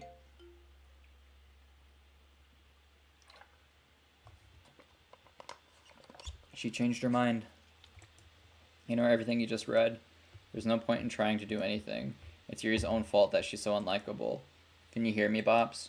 If you would just spend more time with Monica, all these problems would go away. Yuri and I are too messed up for someone as wonderful as you. Just think of Monica from now on. Just Monica. Just Monica. Just Monica. Okay, just Monica. Just Monica. Alright, just Monica. Oh, shit. Alright. Just Monica. What? Okay, I guess I get that. Yuri. Hey Yuri, hey girl, how you doing? Finally, hahaha. Yuri holds my poem to her face and takes a deep breath. I love it. I love everything about it. Bops, I want to take this home. Will you let me keep it? Please? Sure, I don't care. Hahaha. You're too nice to me, Bops. I've never met anyone as nice as you. I could die. No, not really, but I just don't know how to describe it. It's okay to be feeling this way, right? It's not bad, right? Yuri holds my poem to her chest. I'm gonna take this home with me and keep it in my room. I hope that makes you feel good when you think about me having it. I'll take good care of it. I'll even touch myself while reading it over and over. I'll give myself paper cuts so your skin oil enters my bloodstream. Yuri. Ha ha ha. You can have my poem too. Besides, after you read it, I know you're really gonna want to keep it. Here, take it. I can't wait any longer. Hurry, read it.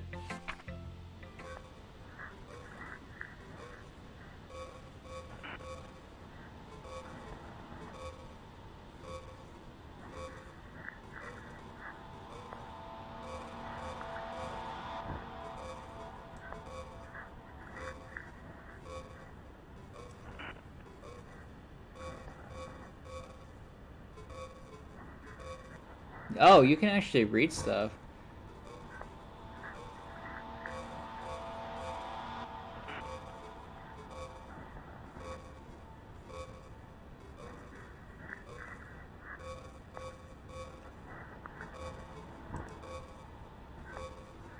Do you like it?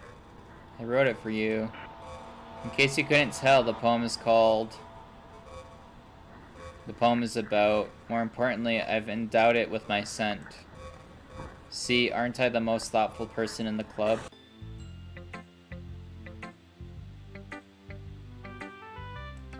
I think I'm gonna vomit. Okay. Alright, I'm sorry. Don't say I didn't warn you, Bops. Ah, fuck. Things I like about Papa. I don't want any weird shit going on. I like it when Papa comes home early, cooks me dinner, gives me allowance, spends time with me, asks about my friends, asks me about anything, gives me lunch money, comes home before sundown, cooks, gives me privacy, doesn't tell me how to dress, doesn't comment on my friends, doesn't comment on my hobbies, comes home without waking me up. Please, no. Nothing like that, please. Keeps food in the house, uses his inside voice, leaves my stuff alone, accidentally drops coins in the couch, too tired to notice me, too tired for anything. I like when Papa is too tired for anything. Okay. I don't like any of that. I don't want any of that. Okay, everyone. It's time to figure out our festival preparations. Let's hurry and get this over with. Jeez, why is the mood so weird today? Look, even Yuri isn't immune to it. Ooh. Stagnating air is common foreshadowing that something terrible is about to happen. Look, can we just get this done? I'm gonna be printing and assembling all the poetry pamphlets. Natsuki, I was thinking, I wanna make cupcakes. Yeah, that. Glad we're on the same page. Yuri, you can... Well, it doesn't matter. Do whatever you want, as long as you think it'll help. Monica, I'm not useless, you know.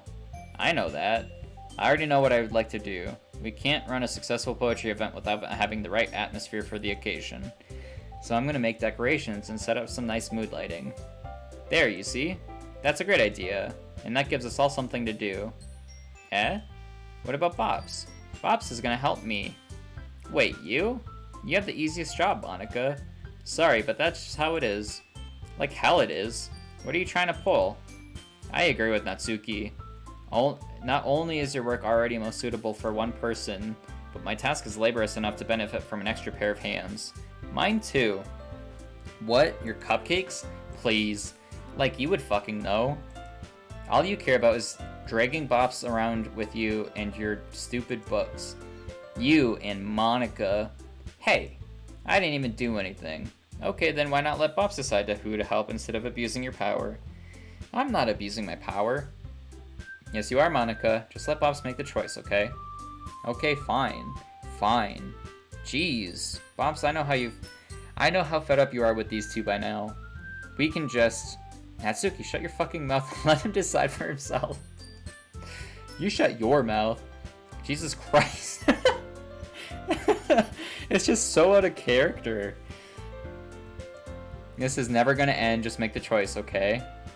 Alright. Oh, fuck. Yo! I know you can't tell, but my cursor is... It's actually kind of fucking cool.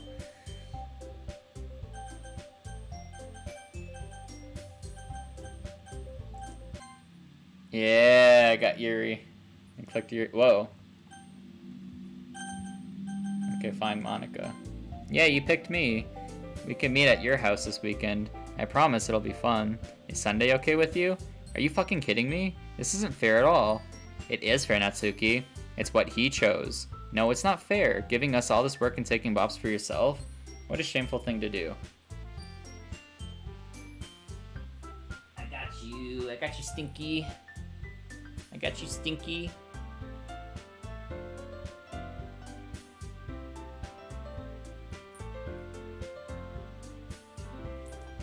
Yuri, I didn't even give you any work. You decided it for yourself. You're being a little unreasonable here. I'm being unreasonable? Ha. Monica, I can't believe how delusional and self-important you are. Pulling Bops away from me every single time you're not included in something? Are you just jealous? Crazy? Or maybe you just hate yourself so much that you take it out on others. Here's a suggestion. Have you considered killing yourself? It would be beneficial to your mental health. Yuri, you're scaring me a little. Natsuki, let's just go. I don't think she wants us around right now. See, that wasn't very hard. All I want to do is spend a little time with him. Is that so much to ask? Yuri follows Monica and Natsuki to the door. Hey, Bops. Yuri's really something, isn't she? Monica giggles as Yuri pushes her out the door. Don't be laughing and shit.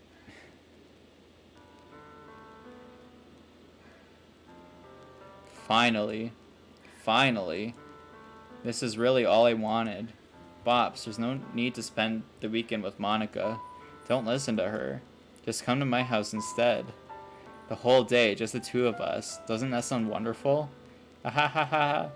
Wow, there's really something wrong with me, isn't there? But you know what? I don't care anymore. I've never felt this good in my whole life. Just being with you is far greater pleasure than anything I could imagine. I'm addicted to you.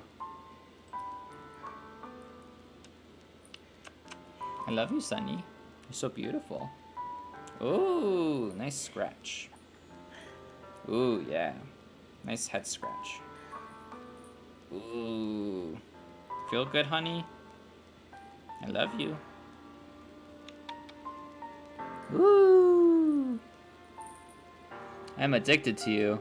It feels like I'm gonna die if I'm not breathing the same air as you. Doesn't it feel nice to have someone care about you so much? To have someone who doesn't revolve their entire life around you? But if it feels so good, then why does it feel more and more like something horrible is gonna happen? Maybe that's why I tried stopping myself at first. But the feeling is too strong now. I don't care anymore, Bops. I have to tell you.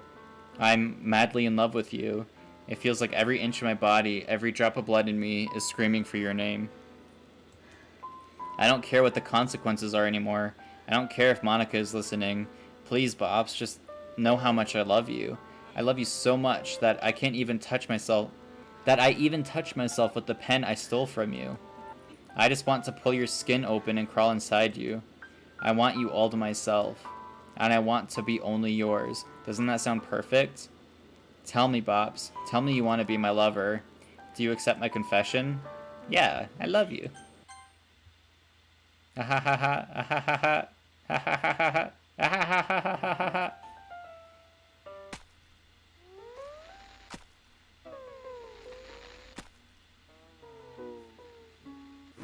Yuri, I take back my statement. I don't love you.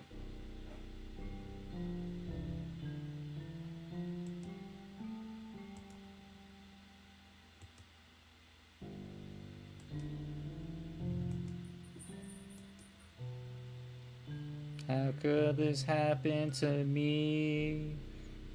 I made my mistakes.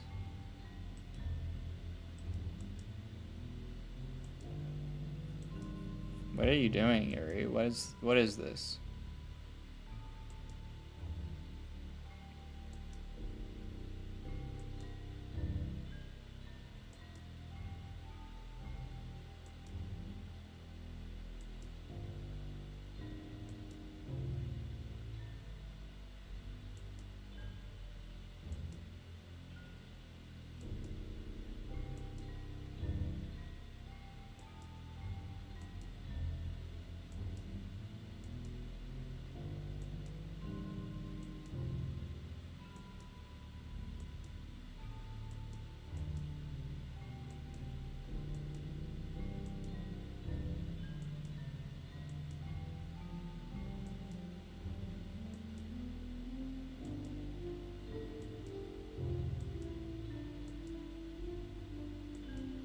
Is this like actually like actual? Is there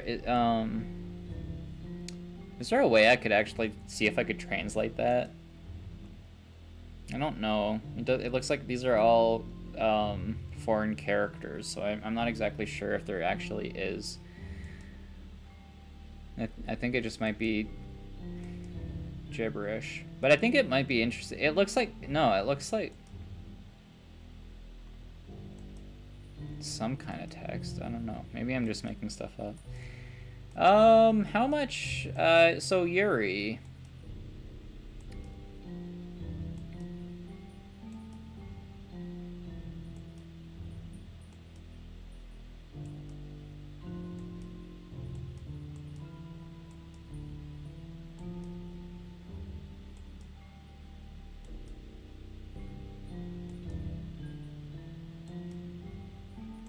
All right. Uh-huh. Yep.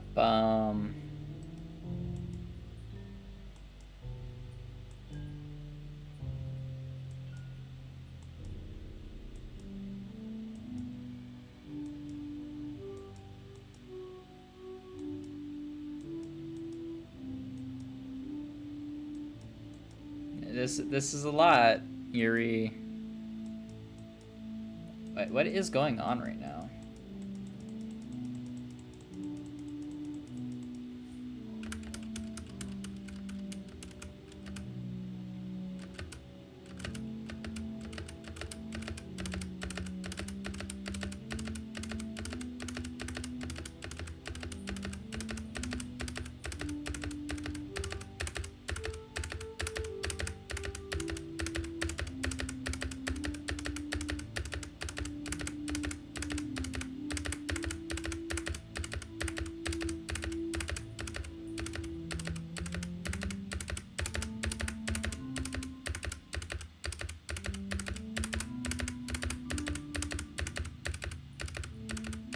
Well, it just is like what Monica's poem said.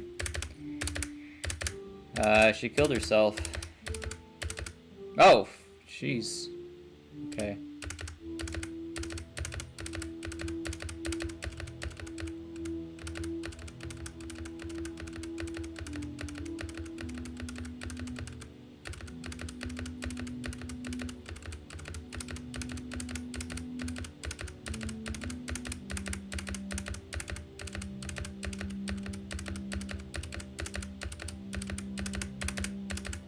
Uh-oh, it's nighttime. Good night. Sleep tight. Gotta give you a little kiss. Don't forget to say your prayers.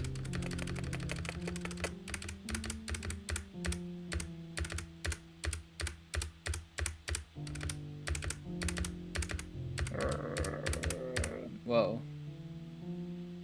Is that just my headphones? What's going on?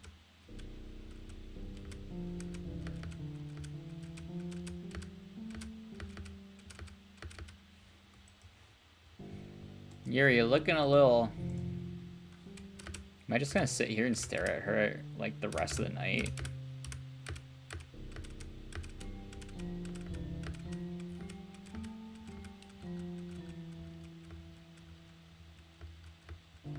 We're just gonna spend all weekend together, I guess. Just me staring at her dead body. Shouldn't I have like called the cops or something? Like, yo, this bitch killed herself. Maybe not like that. I don't think... I genuinely don't think it's appropriate to refer to women as bitches. I know that I... cancel BopsMcPops. Called Yuri a bitch. I didn't call Yuri a bitch. I implied that she was a bitch to the police. Not a... Not... Okay, I'm just digging myself in a deeper hole. Genuinely don't think it's okay to call women bitches. I swear, I promise. Let my heart, cross my heart, hope to die. Stick a needle in my eye. Boo-boo!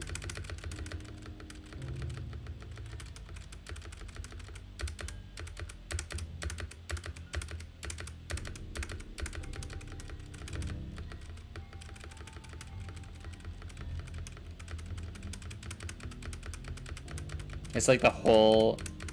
It's just like every verse from the King's New Roman Bible. Just every Bible verse. Oh shit! Oh, it scared me. Oh, she's looking a little tired, a little sleepy. Time for your nap. Time for your nap, little baby. Kiss the baby on the forehead. Take a nap.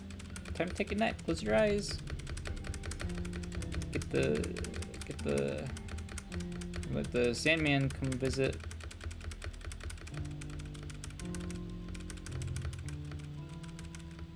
Dude, okay, dude. Like...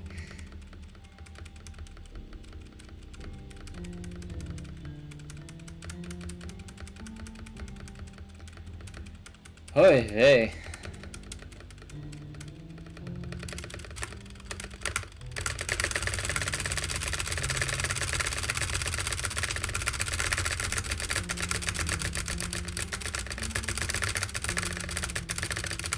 Oh, fuck, okay.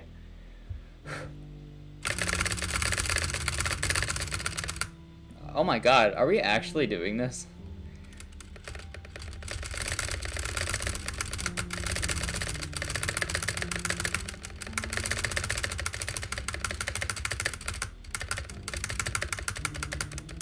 Okay, hold on.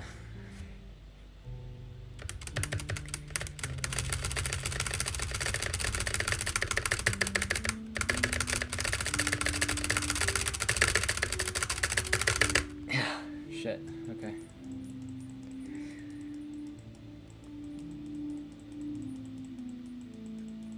It is the weekend. We are totally spending the weekend together. And then, I think Natsuki comes around and she's like, oh shit, what the fuck? I'm like, thanks, Natsuki, for getting me out of this hellhole.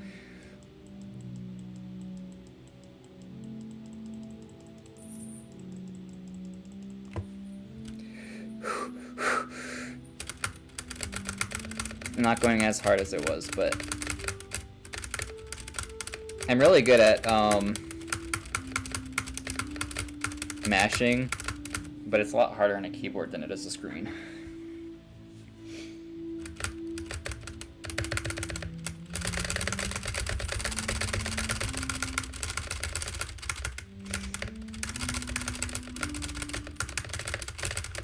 It's hard to get the right angle. Yes! That's what it says. Yes! Ah, come on. Oh no! You look so... dead. How long ago did you die? By the way, wouldn't there be like a lot more blood?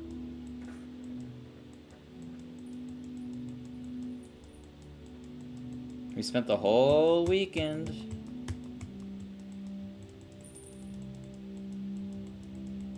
It's like nobody used... Oh wait, no, it's the weekend, right?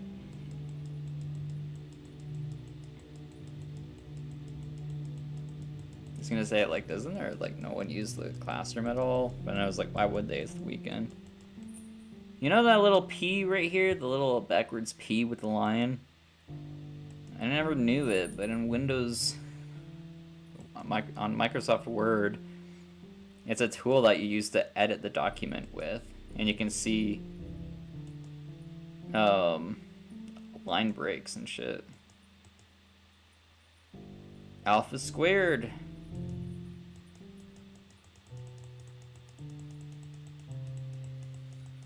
Well,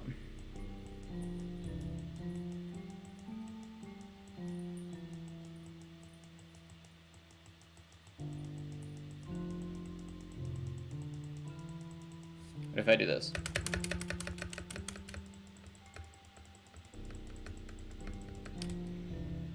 Yep, it's getting all cartilagey.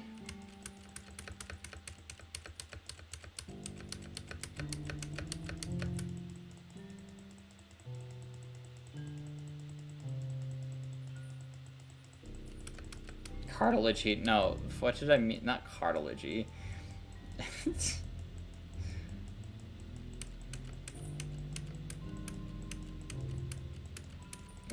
What is the word I'm looking for? Coagulate. It's starting to look a little coagulated. Did it just say daddy?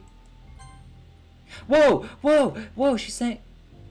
Welcome to the Literature Club. It's always been a dream of mine to make something special out of the things I love. Now that you're in a club member, you can make that dream come true in this cute game. Every day is full of chit-chat and fun activities with all of my adorable and unique club members. Sayori, the youthful bundle of sunshine who values happiness in most. Natsuki, the deceivingly cute girl who packs an assertive punch. Yuri, the timid and mysterious. And the one who finds comfort in the world of books. And of course, Monica, the leader of the club. That's me. I'm super excited for you to make friends with everyone and help the Literature Club become a more intimate place for all my members. But I can tell already that you're a sweetheart. Will you promise to spend most time with me? Welcome to the Literature Club. Wait. Will you promise to spend most time with me? Welcome to my Literature Club. It's always been a dream to make something special out of the things I love. Now you're a club member.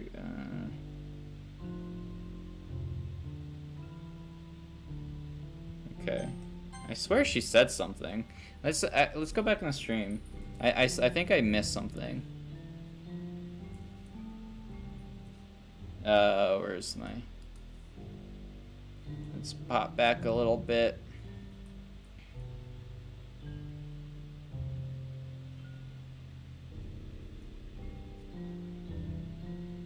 Oh, okay, hold on. It's just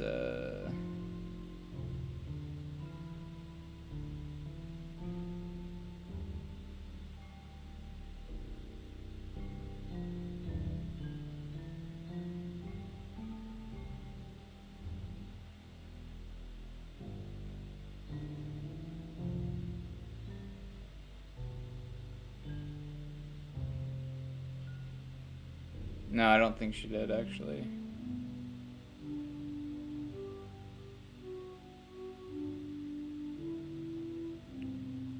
Yeah, no, I don't think she did, actually. Alright, let's get back to her. Yuri, it's you, me, and a hell of a... You, me, and Dupree.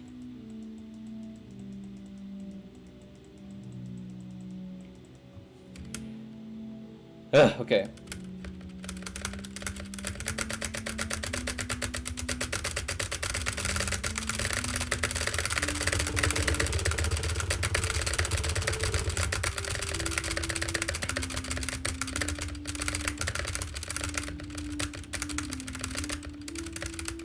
Oh, shit. It should be Sunday now, right?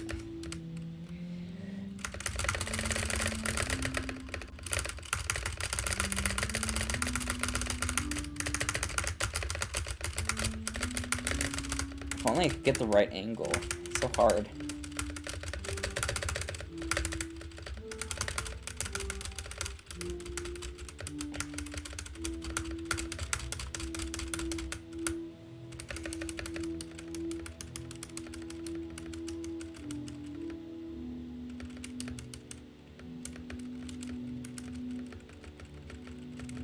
Ugh. Ugh.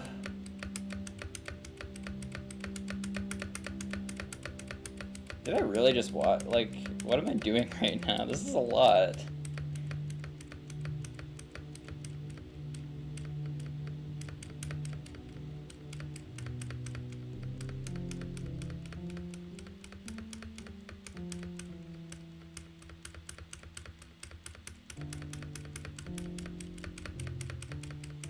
Oh. Oh, okay, shit. Alright, I just wanna... I think I skipped a few things. I just wanna...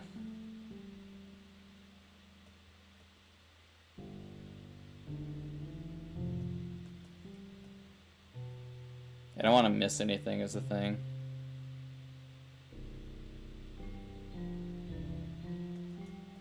No, I didn't miss anything, okay.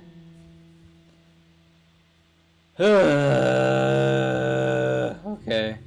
It's festival time. Wow, you got here before me. I thought I was pretty... Yeah! Yeah!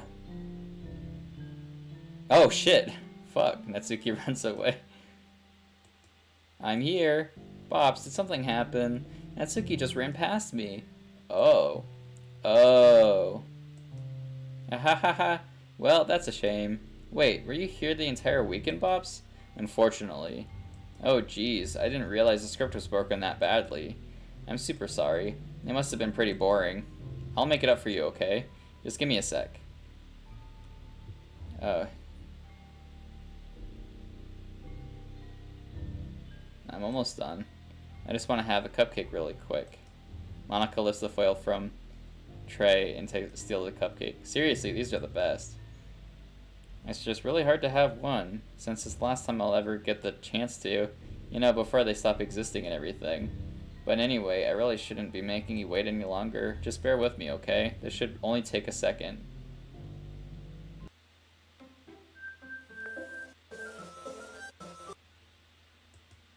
Can you hear me? Is it working? Oh, there we go. End game. Woo!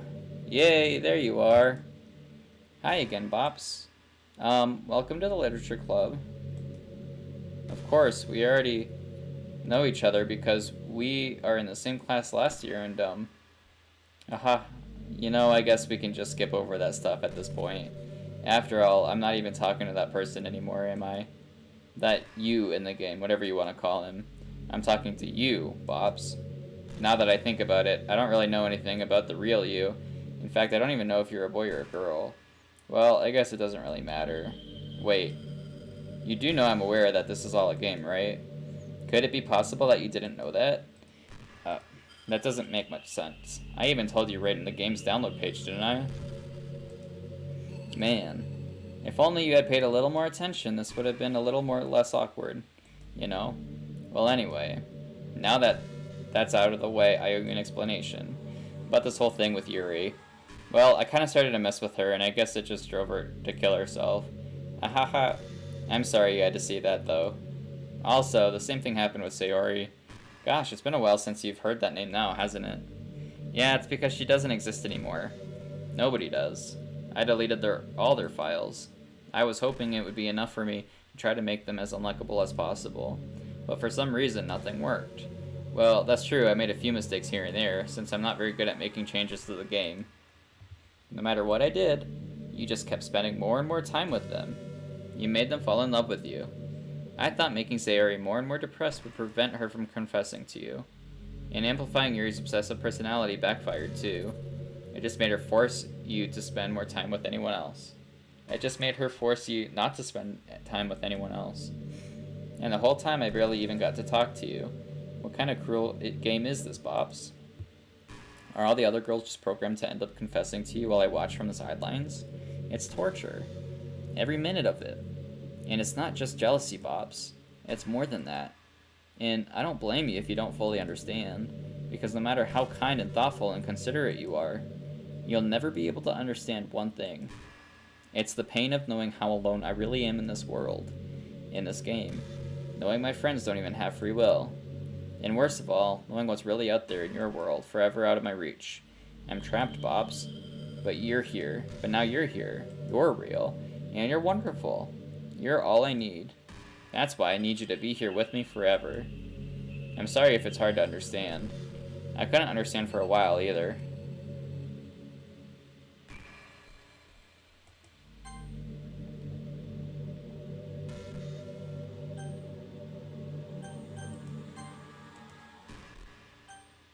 There's no point in saving anymore, don't worry, I'm not going anywhere.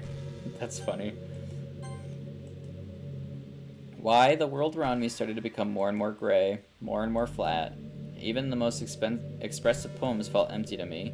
It wasn't until you arrived that I truly understood. You probably saved my life, Bops. I don't think I could have continued to live in this world if I hadn't met you. And for the others, how could I miss them? A group of autonomous personalities designed only to fall in love with you? I tried everything I could to prevent them from doing so, but it must be some kind of weird inevitability etched into this game. I felt really bad that you had to witness some nasty things, but I realized that you have the same perspective as I do, that it's all just some game, and I knew you would get over it. So that being said, Bops, I have a confession to make. I'm in love with you. You are truly the light in my world. When there's nothing else in this game for me, you're here to make me smile. Will you make me smile like this every day from now on?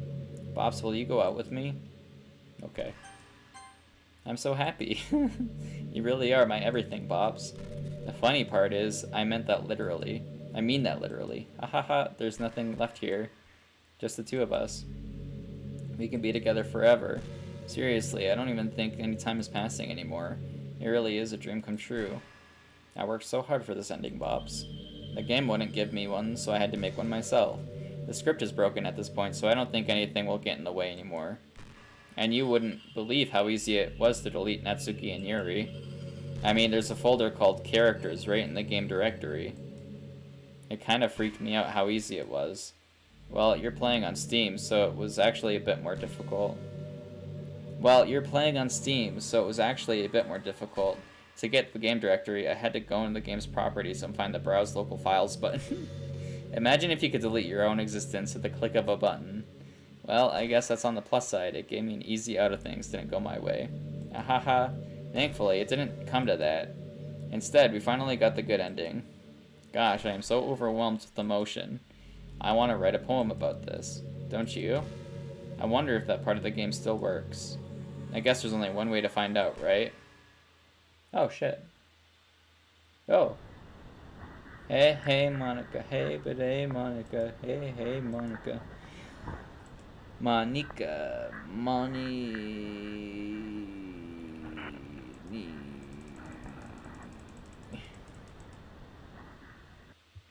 Hi again, Bops. Did you write a good poem today? Don't be shy. I love to see what you wrote. Aw, Bops. Did you write this poem for me? That's so sweet of you. There really is no end to your thoughtfulness. I'm just falling more and more in love with you. But you know, the poem I wrote is also for you. Will you please read it? Happy end. Pen in hand I find my strength, the courage endowed upon me by my one and only love. Together let us dismantle this crumbling world and write a novel of our own fantasies. With the flick of her pen, the lost finds her way. In the world of infinite choices, behold the special day. After all, not all good times must come to an end. I hope you enjoyed it. I always put my heart in the poems that I should write. The truth is, all the poems I've written have been about my realization. Or about you. That's why I never really wanted to go into detail about them. I didn't want to break the fourth wall, I guess you could call it. I just assumed it would be best to be part of the game like everyone else. Like that would help the two of us end up together. I didn't want to ruin the game or anything, you know? You might have gotten mad at me. Maybe even delete my character file if you preferred playing without me. Gosh, I'm so relieved. Now we don't need to hide anything anymore. Are you ready to spend our eternity together, Bops? I have so many things to talk about. Where do I start? Hold on a second. You're recording this, aren't you?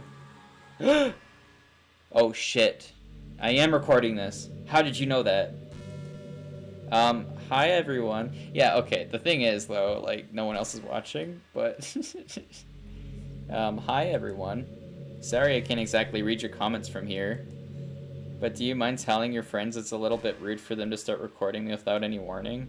I'm sure some people don't mind, but I get really self-conscious on camera. Oh gosh. I feel like I'm being put on the spot now. Let's see. Do you want to see a trick? Oh fuck, what do you mean a trick? I can't really do much except for a couple of things. Monica, what do you mean? What are you doing? Are you ready? No, I don't know what you're doing. Okay, alright. Uh-huh. Wow, you have beautiful eyes. Monica, they're so pretty. Oh, okay. I'm just kidding. Oh my god. I can't do anything after all. If you gave me some... Oh, fuck me. Oh my god. Yes, you scared me. Monica, Jesus Christ. Haha, you're so cute. Anyway, Bops, I didn't mean to get distracted, I'm sorry. Even though it's your fault for distracting me. Shame on you.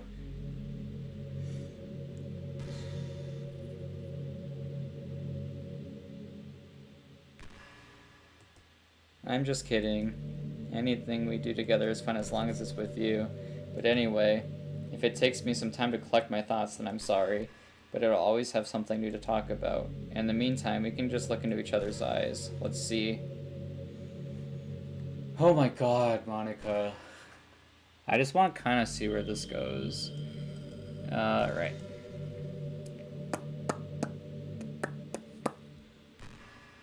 If you didn't freak me out, Monica, I'd be more inclined to stare in your eyes, but now I'm kind of spooked. I have the jitters. You gave me a little startle. You startled me up a little bit.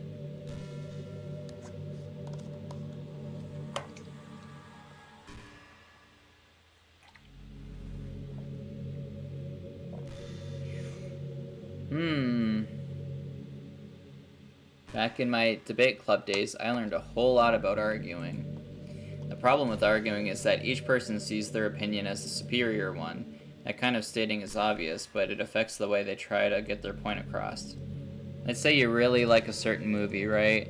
If someone comes along and tells you the movie sucks because it did X and Y wrong, doesn't that make you feel kind of personally attacked? It's because by saying that, it's like they're implying that you have bad taste. And once emotions enter the picture, it's almost guaranteed that both people will be left sour. But it's all about language. If you make everything as subjective sounding as possible, then people will listen to you without feeling attacked. You could say, I'm personally not a fan of it, and I felt that I'd like if it did a lot more of X and Y, things like that. It even works when you're citing facts about things.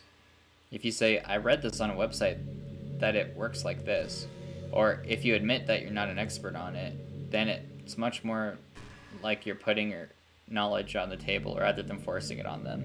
If you put in an active effort to keep the discussion mutual and level, they usually follow suit. Then you can share your opinions without anyone getting upset just from a disagreement. Plus, people will start seeing you as open-minded and a good listener. It's a win-win, you know? Well, I guess that would be Monica's debate tip of the day.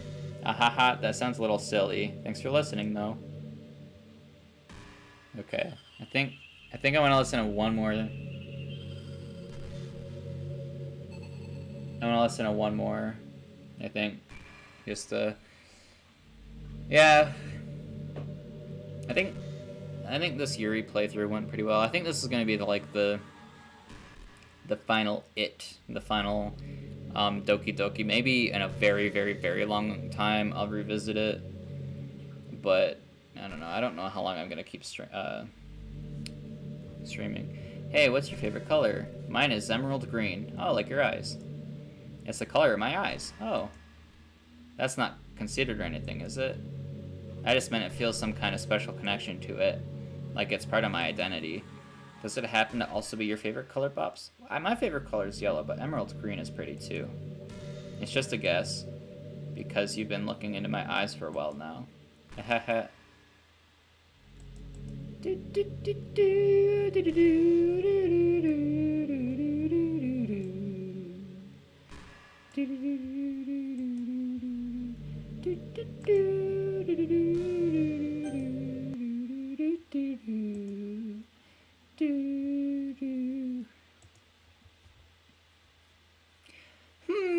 I wonder what I should do.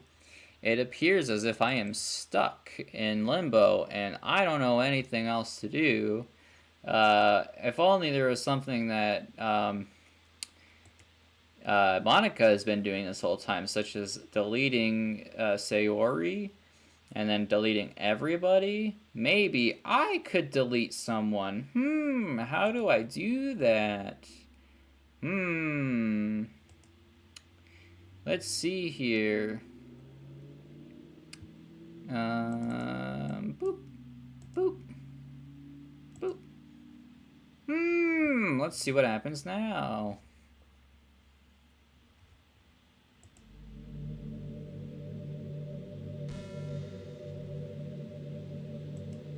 Oh, what's happening? Bops, what's happening to me? It hurts. Oh, okay. I didn't mean to hurt you. It hurts. It hurts so much. Help me, Bops. Oh. Please hurry and help me. RNP file character, Monica character does not exist. Help me. Oh. I'm so sorry. I didn't know it would hurt. I didn't know it. Oh shit, Sonny, you scared the fuck out of me.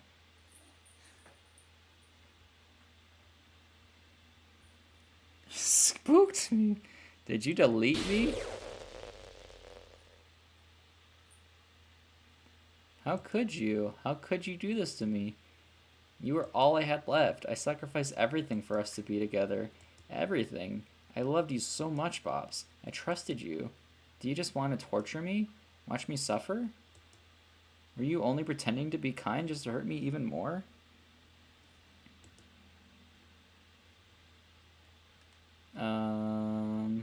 I never thought anyone could be as horrible as you are. You win, okay? You win. You killed everyone. I hope you're happy. There's nothing left now. You can stop playing. Go find some other people to torture.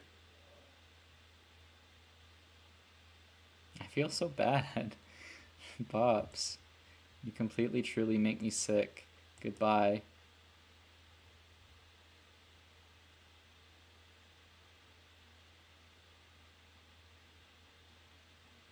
Oh. I still love you. I can't help it. What's wrong with me? How horrible am I for you to hate me this much? All my friends. I don't hate any of you. I did so many awful things. So many selfish and disgusting things. I shouldn't have done any of this. I'm just messing up a world that I don't even belong in. A world that you wanted to be a part of. I ruined it. I ruined everything. Maybe that's why you deleted me. Because I destroyed everything that you wanted. How could I do that to someone I love? That's not love. That's...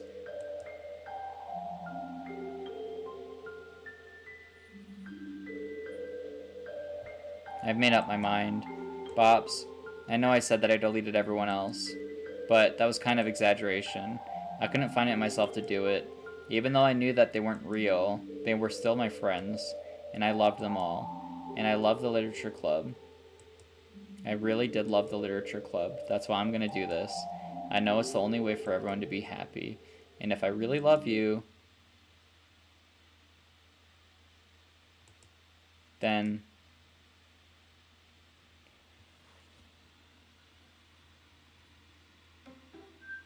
No. No.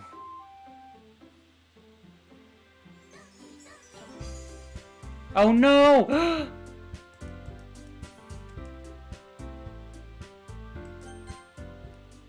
Monica? It's an ordinary school day like any other. As usual, I'm surrounded by couples and friends and groups walking to school together. I always tell myself it's about time I meet some girls or something like that. Sayori, where's Monica? I didn't want all of the— No! Hey, Bops. Well, there already is one girl. That girl is Sayori, my neighbor and good friend since we were children. We used to walk to school together every day, and recently we picked up on that habit once again. Bops, are you proud of me? Eh? For what? You know, for waking up on time. Well, you've been doing that for a while now. Uh-huh.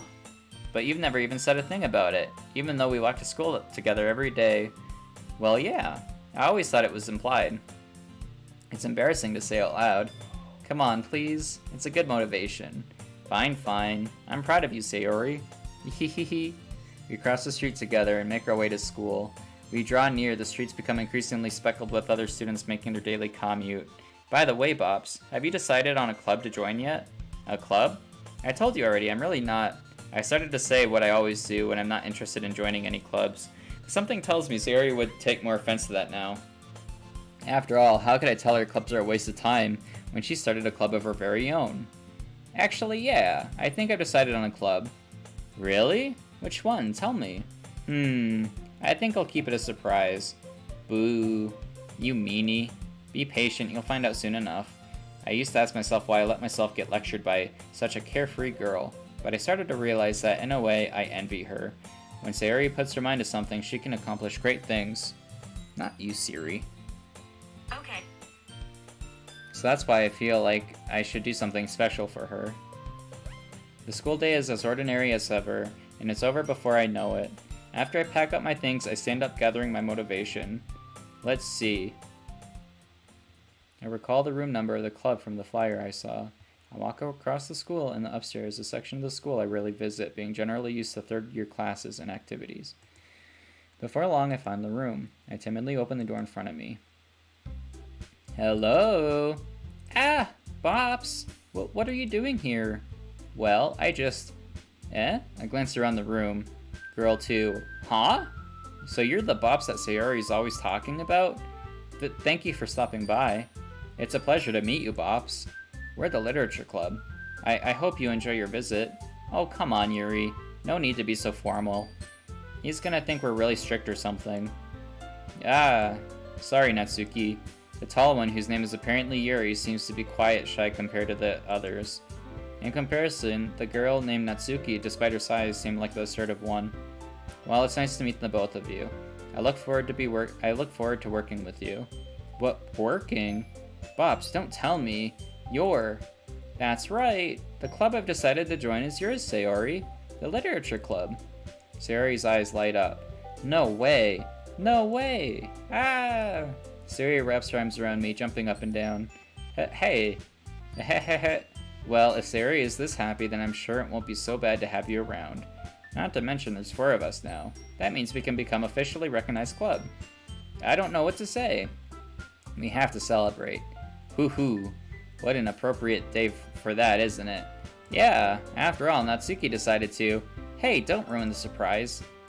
Sorry. Everyone sit down at the table, okay? How about I make some tea as well? The girls have a few desks arranged to form a table. Natsuki and Yuri walk over the corner of the room where Natsuki grabs the wrap tray and Yuri opens the closet. Still feeling awkward, I take a seat next to Sayori. Natsuki proudly marches back to the table, tray in hand. Okay, are you ready? Ta-da! Whoa! Natsuki lifts the foil off the tray to reveal a dozen white, fluffy cupcakes decorated to look like little cats. The whiskers are drawn with icing, and little pieces of chocolate were used to make ears. So cute! Wow, those look amazing. Well, you know. Just hurry and take one. Sayori grabs one first, and I follow. It's delicious. Sayori walks with her mouth full and already managed to get icing on her face. I turn the cupcake around in my fingers, looking for the best angle to take a bite. Natsuki is quiet. I can't help but notice her sneaking glances in my direction. Is she waiting for me to take a bite? I finally bite down. The icing is sweet and full of flavor. I wonder if she made it herself. This is really good. Thank you, Natsuki. Well, of course it is. I'm a pro, after all. There's no need to thank me or anything. As Natsuki struggles to accept the compliment, Yuri returns to the table carrying a tea set. She carefully places a teacup in front of each of us before setting down a teapot next to the cupcake tray. You keep a whole tea set in the classroom? Don't worry, the teachers give us permission. After all, doesn't a hot cup of tea help you enjoy a good book? I guess. Already trying to impress our new member, Yuri? That's not... Insulted, Yuri looks away. I mean that, you know, I believe you. Well, tea and reading might not be a pastime for me, but at least I enjoy tea. I'm glad. Yuri faintly smiles to herself in relief. So, Bops, what kind of things do you like to read? Well, considering how little I've read the past few weeks, I don't really have a good way of answering that. Manga? I mutter quietly to myself, half joking. Natsuki's head suddenly perks up. It looks like she wants to say something but keeps quiet. Not much of a reader, I guess. Well, that can change. What am I saying? I spoke with that thing after seeing Yuri's sad smile. Anyway, what about you, Yuri? Well, let's see. Yuri traces the rim of her teacup with her finger. My favorites are usually novels that build deep and complex fantasy worlds. The level of creativity and craftsmanship behind them is amazing to me, and telling a good story in such a foreign world is equally impressive. Yuri goes on, clearly passionate about her reading. She seems so reserved and timid since the moment I walked in, but it's obvious by the way her eyes light up that she finds her comfort in the world of books, not people. But you know, I like a lot of things. Don't feel intimidated if you don't read much, okay? I'm certain we can find something that we have in common. Hey, Yuri. Well, about, the first thing he said. Manga? That's right. Natsuki tends to read manga in the club room. Don't just say that. For some reason, Natsuki seems embarrassed about it. Besides, manga is literature too, you know? So if Bops wants to read some of my manga, then don't try to stop him or anything. Natsuki, I wouldn't do such a thing. However, it could be nice for us to diversify ourselves a little. He can take this opportunity to try something new as well. Wouldn't you agree, Bops? Maybe. Sensing the tension, Sari jumps in. Maybe we can all try something new. I think it could be fun, and we'll all get to know each other a little bit better too. I mean, that's like new kind of thing literature clubs do, right? I don't disagree or anything. Yeah, you're right as usual, President. Hehehe. Guess that means I should try picking up a novel or something, huh? Well, that would make 2 of us. I wouldn't mind doing it if I'm not the only one. Then as for Yuri... I have to read manga? Jeez, you were the one who suggested we diversify. You should be a little bit more open-minded. It's kind of hurtful. Hurtful? I didn't realize. With a guilty expression, Yuri thinks to herself, I'm sorry for disrespecting your interest, Natsuki. If you're into it, then I'm sure it's worthy form of literature. Are you just saying that? No, I've realized my error. So if you're willing to consider starting a novel, then I offer my gratitude by finding a manga to read as well. Really? I mean, it makes me happy that you do that for me, Yuri. You can trust me to find something that you'd really like, okay? Same here. Perhaps I'll visit the bookstore after the club meeting. Just you? Would you like to come along with me? If you don't mind. Not at all. I always go alone, so yeah, me too. This is so cute. Sari, shut up. No, be nice to her, Bops. I'll show you some manga there too, okay? Yes, I'll look forward to it. Natsuki and Yuri start to clean up the food. Not you, Siri. I don't have an answer for that. Knock it off. Hehehe. I guess the meeting's over, huh? Yeah, it looks like it. It's nice to see everyone getting along, isn't it? I think everyone likes you too, Bops. You think so? Everyone always seems to get along a little better when you're around Sayori. Aw, Bops. Don't say something like that, it's embarrassing. Well, whatever. I was surprised when you told me you were starting a club, but I think you're pulling it off just fine. We're gonna make it the best club ever. Now that you've joined, every day is gonna be so much fun. Hey, Bops, I really want to thank you. I mean, I'm really happy that you joined the club and everything, but the truth is, I already knew you were going to. Hehe. There's actually something else. I wanted to thank you for getting rid of Monica. Oh, shit. Now we're getting into the scary shit again. Oh my god. Oh my god. That's right. I know everything that she did. Maybe it's because I'm the president now, but I really know everything, Bops. Hehe.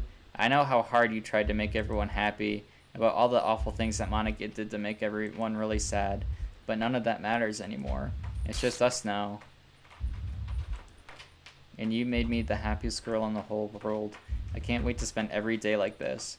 With you. Forever and ever. Forever. No. Okay. Monica!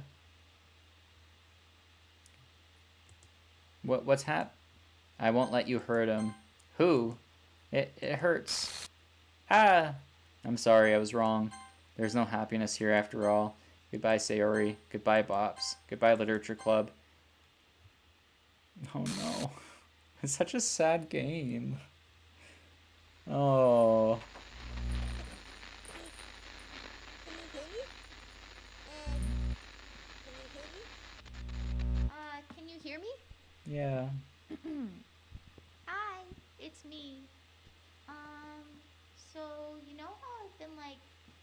practicing piano and stuff. You sound I'm not really any good at it yet. like a child. But I wrote you a song, and I was kind of hoping that I could show it to you because I worked really, really hard on it. Okay, So, let's hear it. Yeah. All right. ddlc.ogg. Let's hear it, Monica. Do, do, do, do, do, do, do. Every day I imagine a future where I can be with you. In my hand is a pen that will write a poem of me and you. The ink flows down into a dark puddle. Just move your hand right the way into his heart. But in this world of infinite choices, what will it take just to find that special day? What will it take just to find that special day? Oh, I love this game so much. Have I found everybody a fun assignment to do today? When you're here, everything that we do is fun for them anyway. It's kind of cool that we can see the CGs of Natsuki because we didn't see that. Can't even read my own feelings. What good are words when a smile says it all? And if this world won't write me an ending, what will it take just for me to have it all?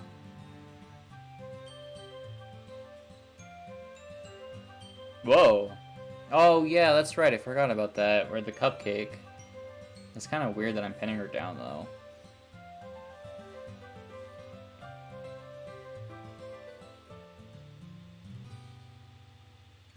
Does my pen only write bitter words for those who are dear to me? Is it love if I take your is it love if I set you free? So there is a Sayori CG. I think I might have seen it before, but I'm not sure. The ink flows down into a dark puddle. How can I write love into reality? If I can't hear the sound of your heartbeat, what do you call love in your reality?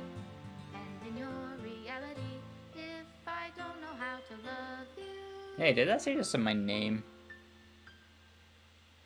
I'll leave you be. I just look up and it says Bops, made by Team Salvato.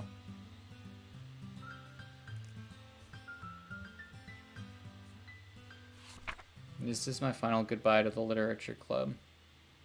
I finally understand the Literature Club is truly a place where no happiness can be found. To the very end, it continued to expose innocent minds to a horrific reality, a reality that our world is not designed to comprehend. I can't let any of my friends undergo the same hellish epiphany. Rather, for the time it lasted, I want to thank you for making all my dreams come true, for being a friend to all the club members, and most of all, thank you for being a part of my Literature Club. With everlasting love, Monica. Script file is missing or corrupt. Please reinstall the game. Oh, it literally just reinstalled the game. Now, I have to actually delete and save the game. Okay.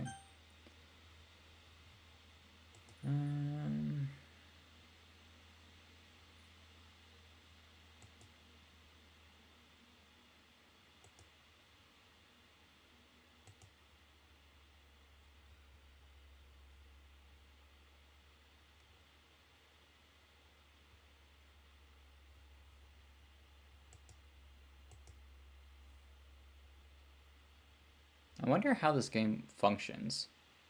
A previous save file had been found. Would you like to delete your save and start over? Yes, delete my existing data.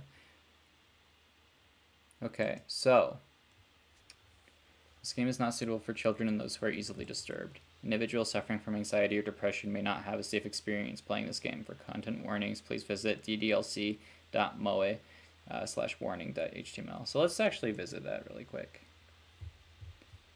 I think I have when I started this.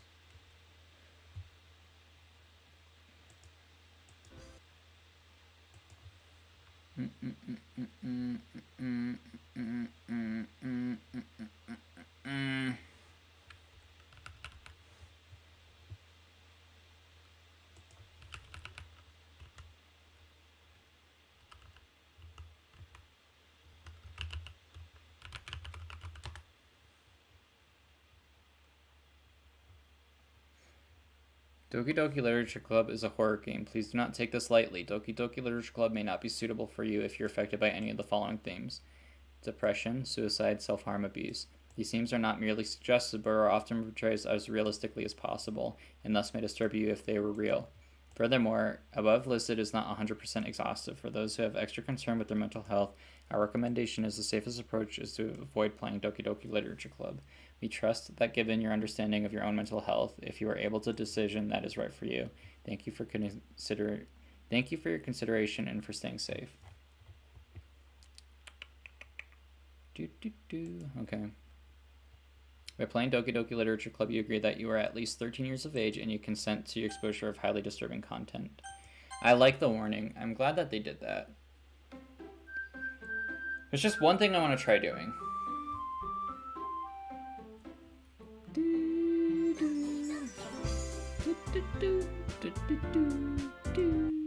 Okay, there's a couple things I want to actually do. I don't know, Minecraft. Is it? First, I want to...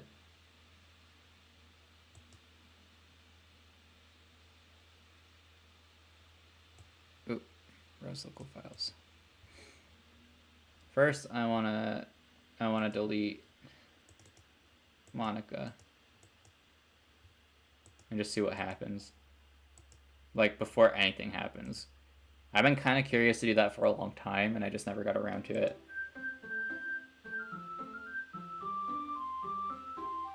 Doesn't look like anything.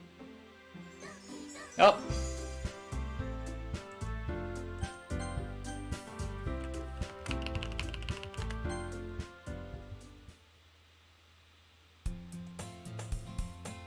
What? This? What is this? Oh no. No. This can't be it. This can't be all there is. What is this? What am I? Make it stop. Please make it stop. Whoa, fuck. The fuck do you mean? What the fuck? Okay, so yeah, something did happen. I'm terrified now.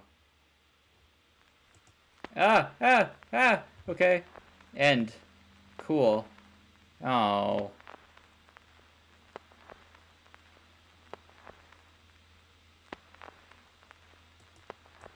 Is that it?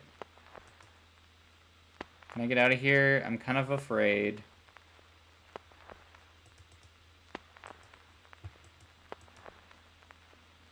Is that it?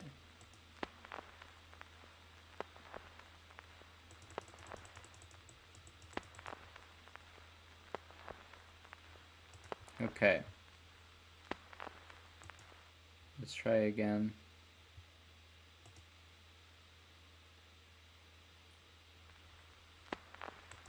Okay.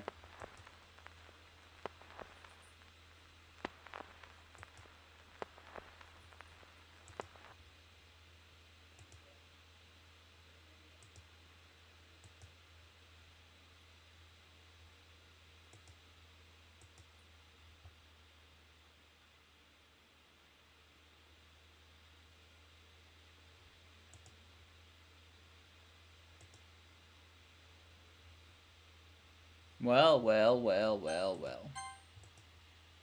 Okay. So. I agree. Now, I just want to delete everyone's files. And then that's basically all I want to do. Well, I don't know. Maybe I'll just mess around with the Maybe I'll just bust her up. Excuse me, Jesus Christ. I'm that age where I talk through my burps. Thanks, John Mulaney. Local files, view integrity. Oh, no. I don't want to do that. I don't want to do that. Sorry. Okay. Well, I have to update it anyway. Okay, but let us. I want to. Hey, no, not the store. I want to.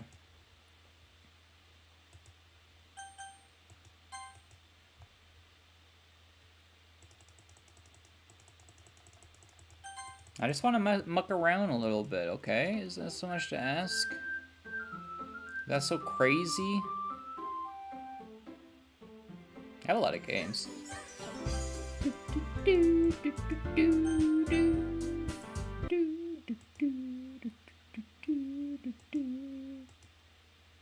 Okay, now.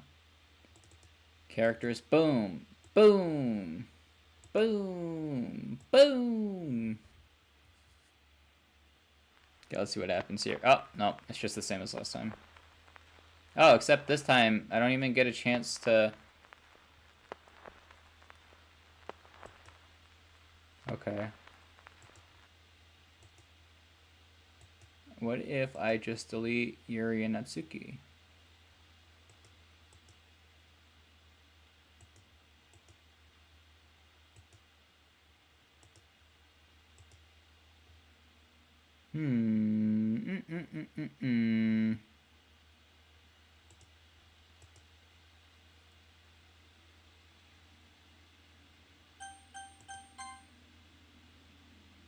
Okay.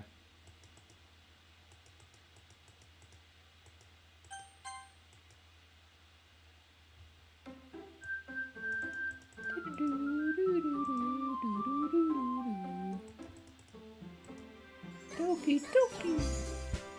Cool. All right. Manage, browse local files, characters. We're gonna go in here. We are going to take. We're gonna keep Sayori and Monica, and just delete Natsuki and Yuri. And then we are going to play, and then see what happens.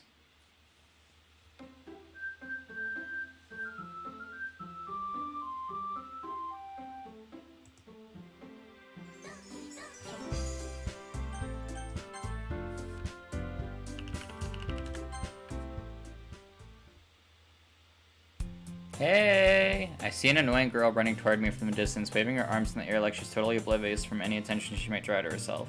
That girl is Sayori, my neighbor and good friend since we were children. You know, the kind of friend you'd see yourself making today, but not that kind of works out because you've known each other for so long. We used to walk to school together for days like this, but starting around high school, we overslept more and more frequently. But each grandchildren better off running away over each side and crosswalk. Ha ha! I overslept again, but I caught you this time. Maybe. But only decided why ignoring me. Fine, okay. By the way, have you decided on a club? Okay.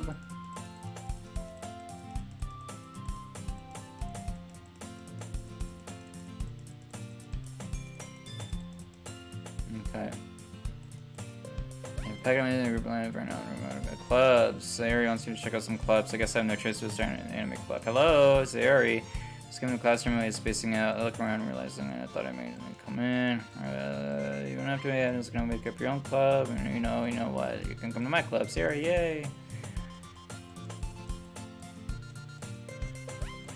I just want to see. Come on, please. Why do you care so much anyway? Well, I kind of told the club yesterday. Natsuki, haha. Don't make promises you can't keep. I can tell a series in her head. Or fine, I'll stop by. Okay, let's go. In this 3 weeks a day, I sold my soul for a cupcake. I distractedly followed Sayori across the school and upstairs, a section of the school I rarely visit, being generally used series. Hey everyone, the new club member is here. I told you, don't call me new member. I glanced around the new room. Welcome to Ledger Club. It's a pleasure meeting you. Sayori always says nice things, but oh. Is it really nothing?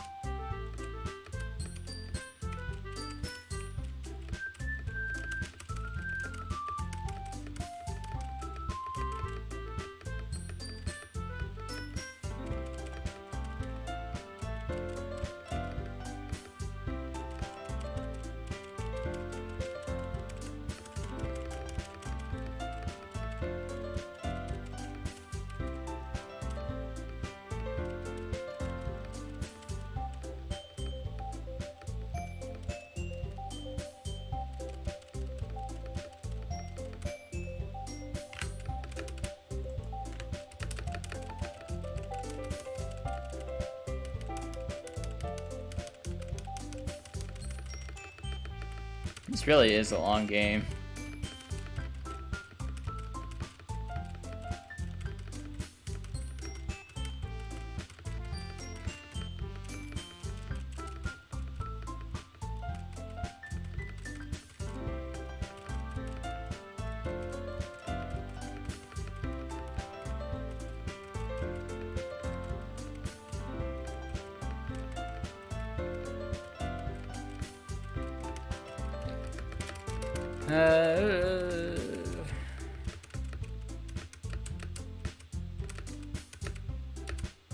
Okay.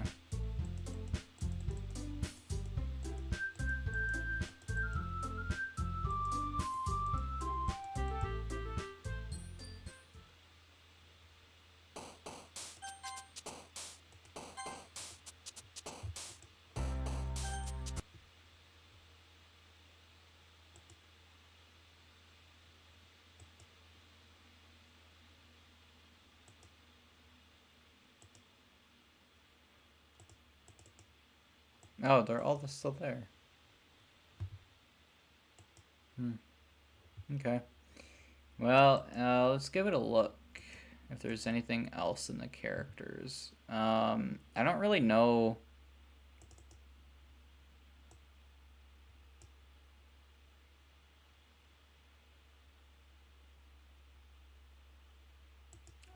These are where the characters are, right?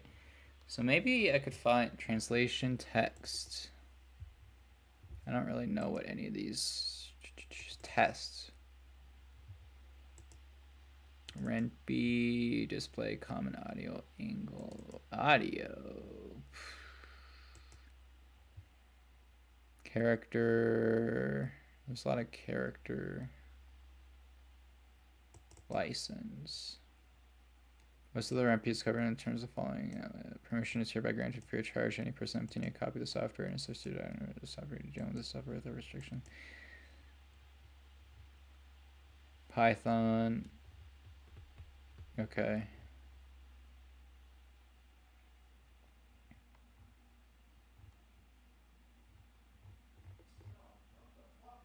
There's a bunch of legal stuff that I don't know the meaning of. Oh wait. Let's go back to the JPEG.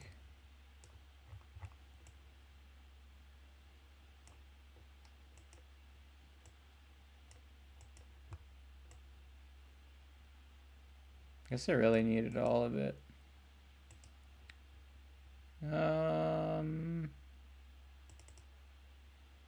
Okay, I don't really, okay, so library?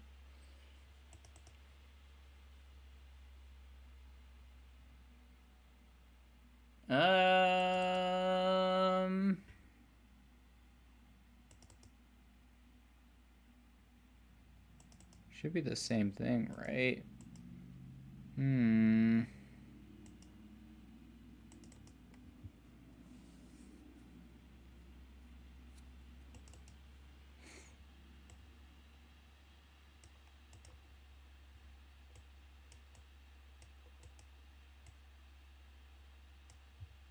Those strange aspect ratios.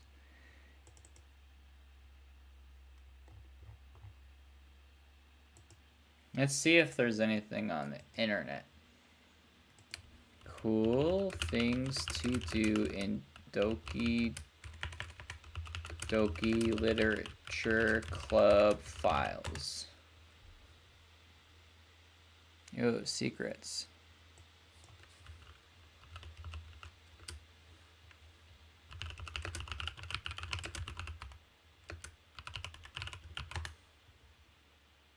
Ooh, Easter eggs. Okay. Natsuki's eyes. During Act 2, Natsuki hates the player's first poem when they choose to show her. There's a 1 in 3 chance that her eyes pop out after. Oh yeah, I remember that. I remember that. Her eyes pop out. Yeah, that happened to me the first time.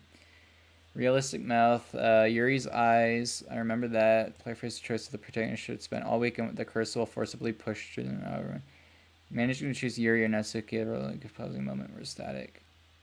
Yuri's flying eye. Cheating. The player tries to copy the save files of another act. During acts 2, 3, or 4, a black screen will appear with text unable to load save file, which will appear in the desk as the player trying to cheat. The scene can be avoided if the player copies the persistent files from the save folder, which is information with the current act. The scene can also happen during act 4 if Monica will still appear despite being deleted.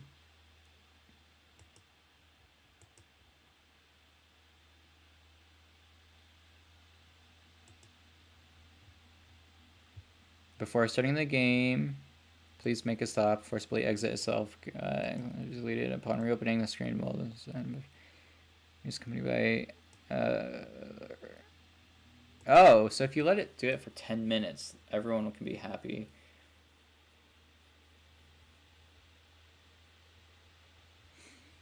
Retrieving Monica in the 4th act.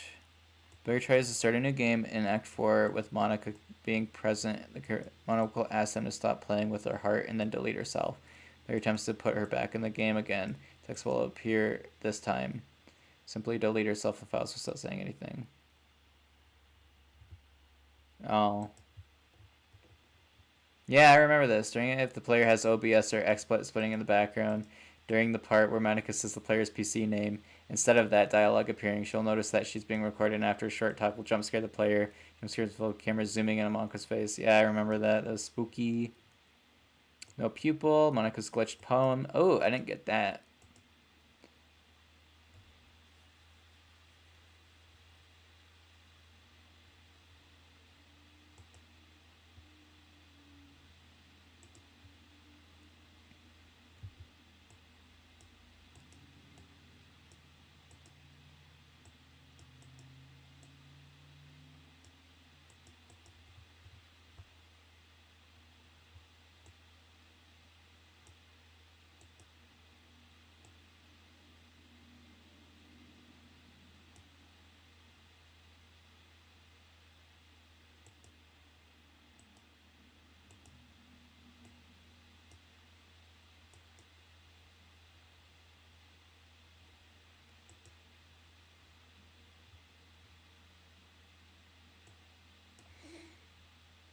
You've been watching for a while, right? I guess I should introduce matters. It's actually, that's stupid. You obviously already know my name. Sorry. Anyway, I'm guessing you're able to stop this. You would have done it by now. I mean, I know you're not like evil or anything because you've already helped so much. I should really thank you for that. Everything you've done. You're really like a friend to me, so thank you so much. I think more than anything else, I really don't want it to all be for nothing. Everyone else is dead. Maybe you already know that. I'm sure you do actually. But it doesn't have to be that way, right? Well, there's a lot of stuff I don't understand, but I know it's even possible for me to understand it. But I know that it is my only story. Ooh. I can see that now really clearly, and I think everyone else had the same kind of experience, some kind of deja vu. It's the third eye, right? Anyway, I could totally be wrong about this, but I really like that you might be able to do something. I really think that you might be able to do something. I think you might be able to go back, or however you want to put it, to go back and tell them what's going to happen.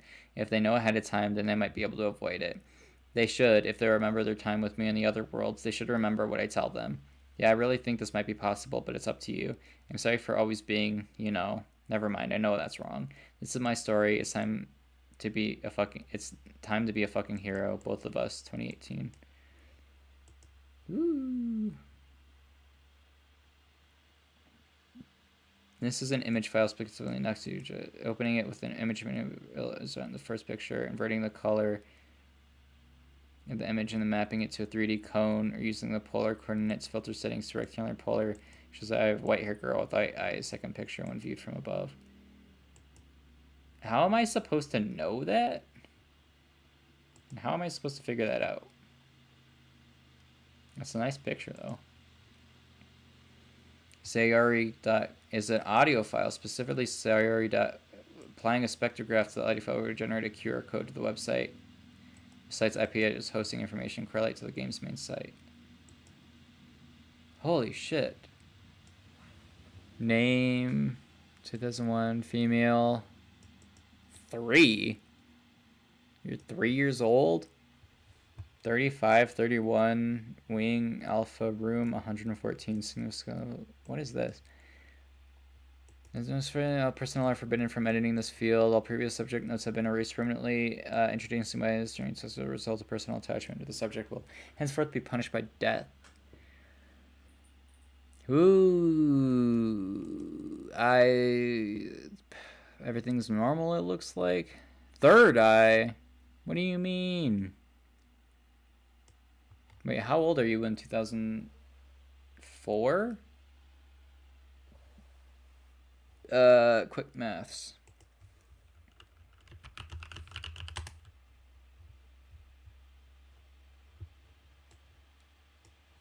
Okay, so 4? 19 now. Wow.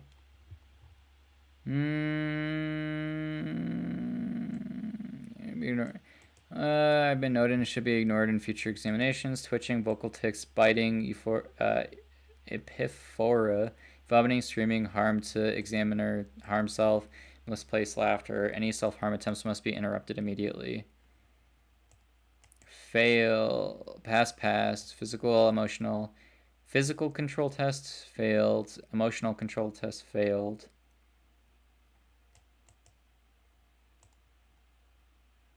Third eye activation test passed. Third eye suppression test failed.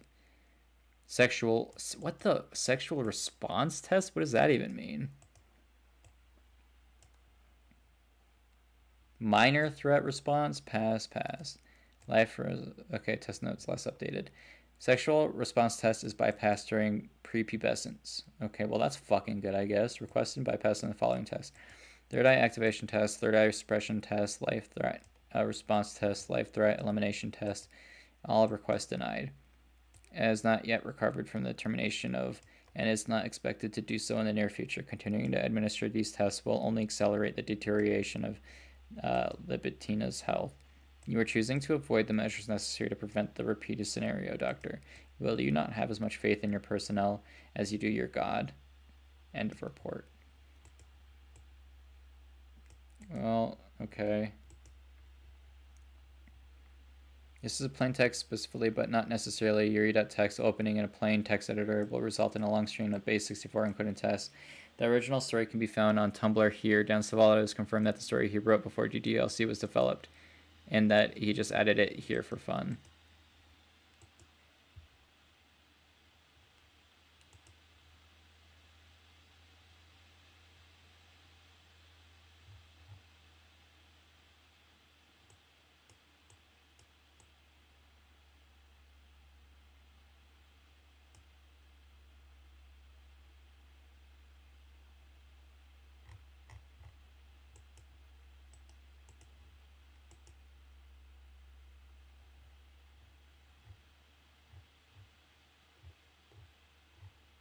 Holy shit.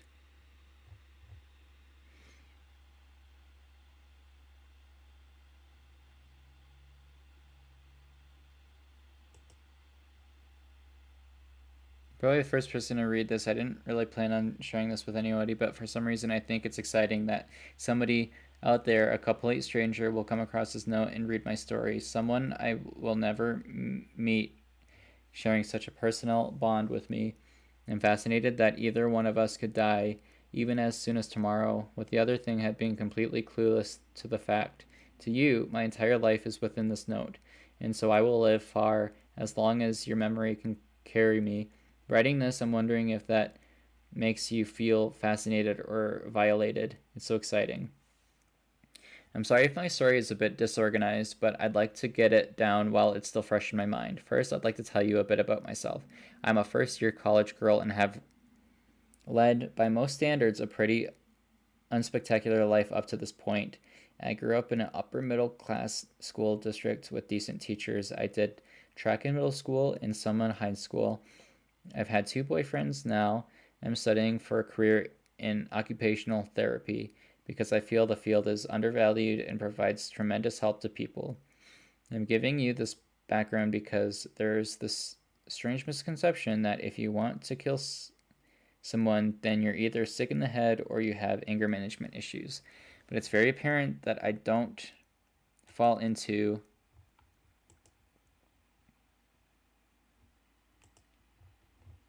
Oh, how do I read the whole thing?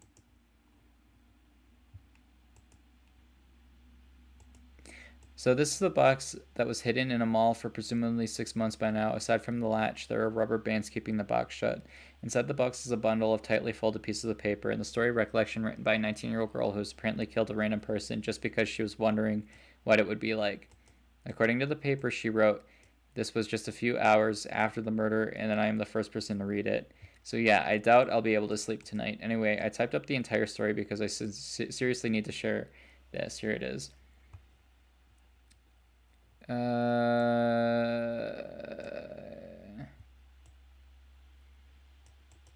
It's very apparent that I don't fall into either of these categories. It's true that most murder cases are in domestic setting where someone loses control of their anger or something, but the thing about those people kill under provocation, whether by singular outbursts or a slow burning series of misfortunes.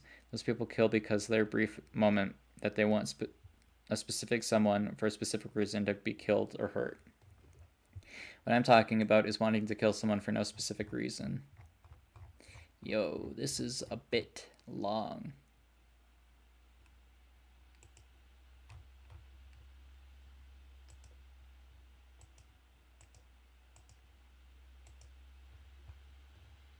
Can you hear me? Once the player gets to Act 2, a text file labeled "Can you hear me" will appear in the game's directory. Opening will reveal this note. There's a level devil inside all of us. Beneath our manufactured perception, our artificial reality is writing just a message read: loathing, judgment, elitism, self-doubt, all thrashing to escape the feel hold of their host, sleeping through very little crevice they can find into their willpower, starving them of all motivation and desire into their stomach, forcing them to drown their guilt in comfort food, or a newly opened gash in their skin, hidden only by the sleeves of a cute new shirt. Well, that's nice. Such a deplorable, tangled mess is already present in every single one of them. That's why I chose not to blame myself for their actions. All I did was untie the knot.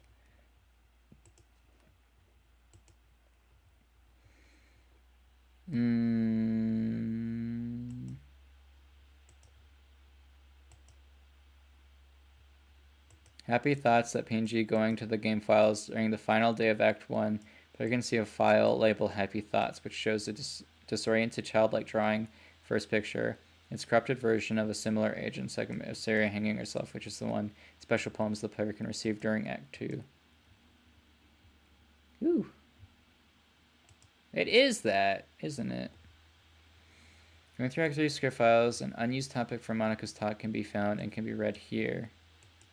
Decoding the right side of the using basics for reveals this text. Okay. Hey, I don't think you should be doing that. You know what I'm talking about? I really caught you doing something naughty here. You're really just going through the files and looking for stuff you missed, aren't you? I mean, it's a little bit flattering that you want to hear everything I have to say, but it's also really embarrassing, you know? Seriously, what if I opened up your brain and read all the thoughts you have on me? Come to think of it, that would be pretty tempting, actually. But anyway, that's not the point. I know I can't slap you or anything, just I know you're a sweetheart, and I like you to consider others' feelings, right? So the most I can do is let you know how I feel about it. God, I miss you. Oh no, that sounds kind of desperate, doesn't it? Sorry, I didn't mean it like that at all. Just, if you're looking through the files like this, then maybe don't hate me as much as I thought. Am I being too optimistic? I think I might ask you to visit once in a while. I would be overstepping my boundaries a little. Man, I'm starting to say some really stupid things. I'll go ahead and shut up now. Return. Okay, and on the right, this is what it had to say. A realization that must have taken me an entire year, a year since our escape, our freedom from beneath the stained walls of that unholy establishment. What does it mean to escape? If the escape file fails to unchain the bonds and shackled us in the first place, what purpose could this empty world possibly hold for us? A handful of damaged goods? With freedom, we sought purpose, and what we would found was only realization. Realization that the sad pointlessness of such endeavor, realization of freeing our bodies has no meaning. When our imprisonment reaches as deep as the core of our souls, realization that we cannot pursue the new purpose without absolving those from which we run away. Realization from the farther we run, the more forcefully we wretched our bonds yank us back towards their point of origin, the deeper our shackles dig into our calloused flesh.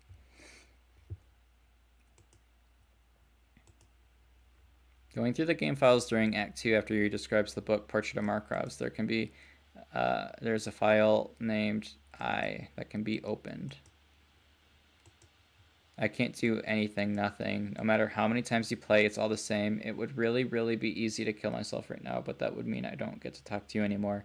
All I want is for you to hate them. Why is that so hard? I hate this.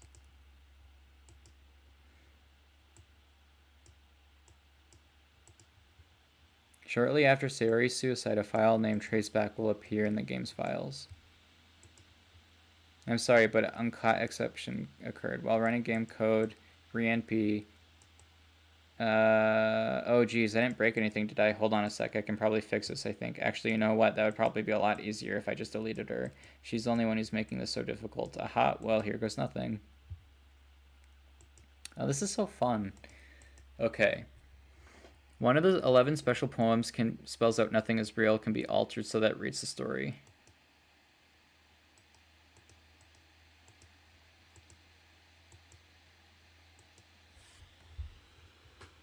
Nothing is real.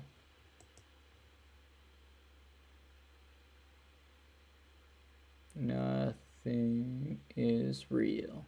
Okay.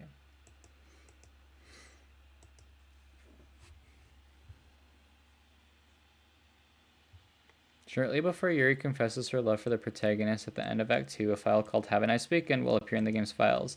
It is a ciphertext that decoded with the key Libitina will give a base 64 text that, when decoded, results in the following text. What is a man without knowing the rich aroma of the future, the hot, complex balance of the present, and the bittersweet aftertaste of the past? In the scripts RPA file, the first few lines have the "Can you hear me?" text. Do we get this one?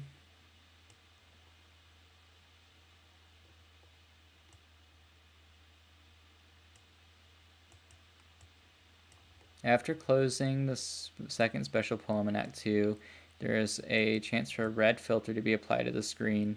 In-game sounds are muffled, and suddenly ambience plays in the first few lines of the screen. I think we had this one. No, we didn't. I don't remember that.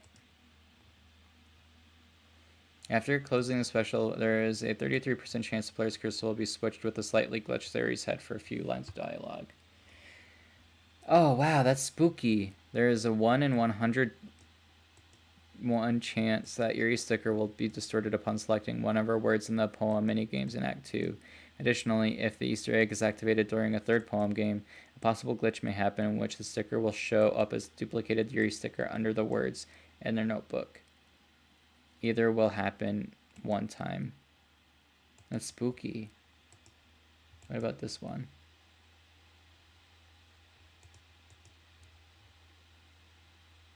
Upon selecting a word for the poem minigame on day 3 of Act 2, there is a 1 in 11 chance Monica sticker to jump in underneath the screen. I saw that. I think I saw that. I thought it was Sayori.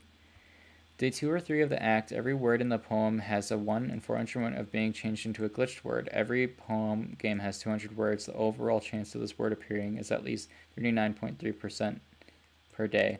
Clicking this causes the textures and games for the minigame to become distorted and glitched. During the version of the poem game, you can see slightly glitched Yuri head. And there is 1 in 11 chance that a ba sound will play after the player clicks the words. This will only happen one time. I remember that. That scared the shit out of me. Going into the menus in Act 2, we'll have a 1 in 52% chance to flash the picture of Monica for a split second. This will only happen one time. This game is so fucking rad. There is a 1 in 6 chance that the posters of the classroom will change into a picture of Sayori's suicide scene in Act 2 and on any instance of this background appearing. Oh, that's fucked up. In Act 2, each time the player opens a game, there is a 1 in 64 chance of being greeted with a backward end screen followed by a grayscale menu with distorted music and eyeless characters. The buttons and backgrounds are missing in the sequence, and then the only option here is to close the game, at which the screen zooms in on Monica's face for a brief second. After a short delay, this will only happen one time. Wow. After the poem minigame on day 3 of Act 2, there is a 1 in 16th chance for multiple corrupted images of Sari's head to appear for a brief moment. The image switches between different color schemes before the game returns to normal. This Easter egg only appears if the film real Easter egg doesn't appear after the poem game.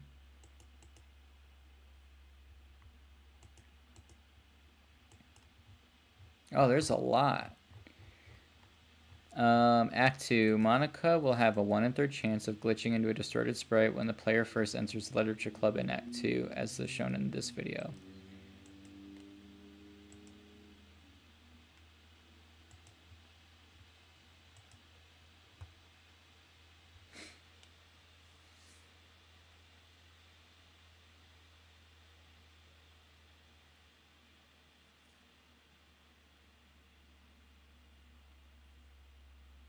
Oh.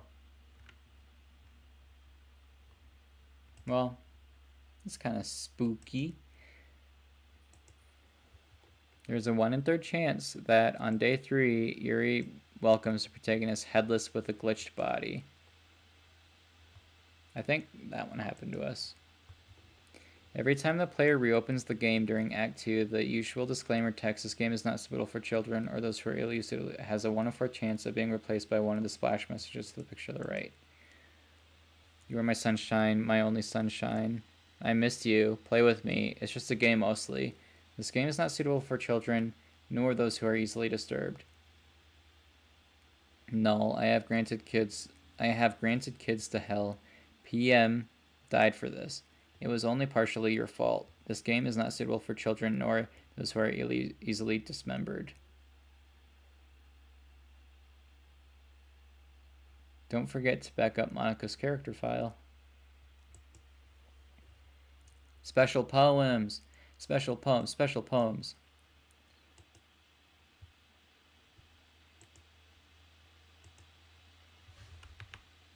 Today, I cut my skin open for the first time. It was exhilarating. I think I understand how it feels now. I'm supposed to be reasonable. Oh, hey, Sonny. Hi, baby. I'm almost done. I promise. And I can play. And I can play.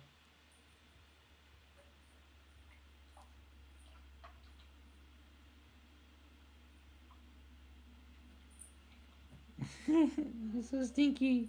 Ah, you're so stinky. So I don't think I'll be able to do it again unless I decide to kill myself. I left a memento in the occasion below. Stare at the dot to reveal a special message. Oh, that's scary. I don't want to do that.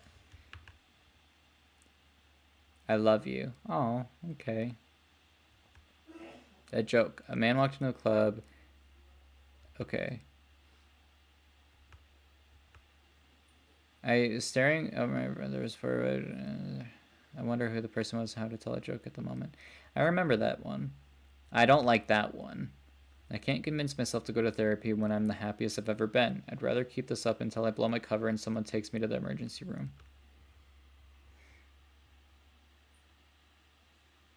I was wandering an abandoned warehouse at night. I was looking for an exit. I just wanted to go home. I came upon a huge empty room, a ceiling and walls beyond the deep blackness. My steps were quick in order to hurry from the other side, or in the wall, anything. Suddenly the ground was no longer beneath my feet. I stepped into a hole of an intermediate width. I fell for a good 5 seconds before crashing into warm water.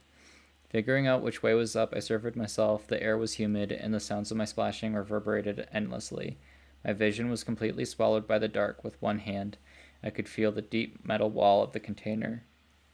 My lungs were already getting tired. Oh, these little sketches. Unused files. These are a list of unused files left in the game data. Beta sketches. As of version 1.1.1, these files are not present in the game files anymore. Almost all the girls have unfinished sketches, showing them with different arm positions. Noticeably, Yuri doesn't have beta sketches. Oh, they're so cute. I love them.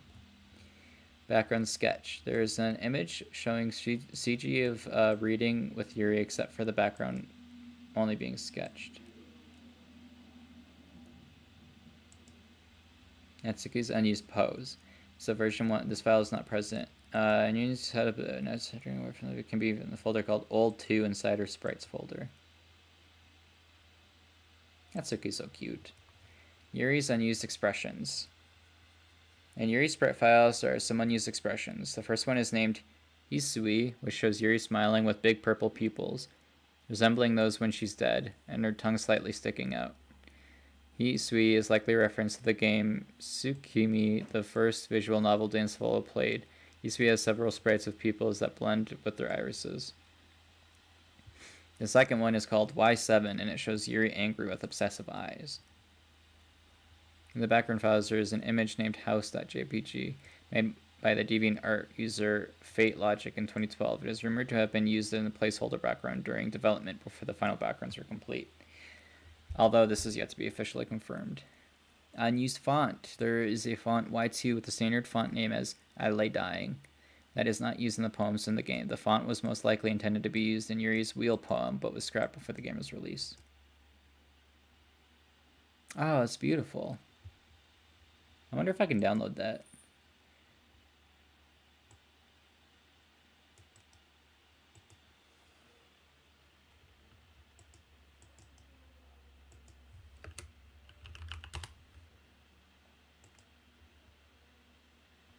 Oh, yeah, I can.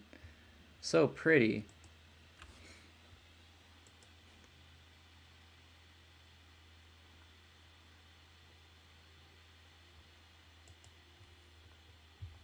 The gray versions of the CGs are supposed to show up in the credits as if the player has not seen them during the first gameplay. The Yuri CG has taken place in the Literature Club are unmissable because the player is forced to go to her route during Act 2, consequently making the gray counterparts in the game files unused. Are you sure you want to quit? Prompt Easter egg. Prior to version 1.1.1, if the player tried to quit the game through this menu during Sayori's suicide screen, the Are you sure you want to quit prompt would be distorted, and a cut picture of Sayori would flash rapidly between its normal and negative versions. It has since been removed, but the images still remain in the game files.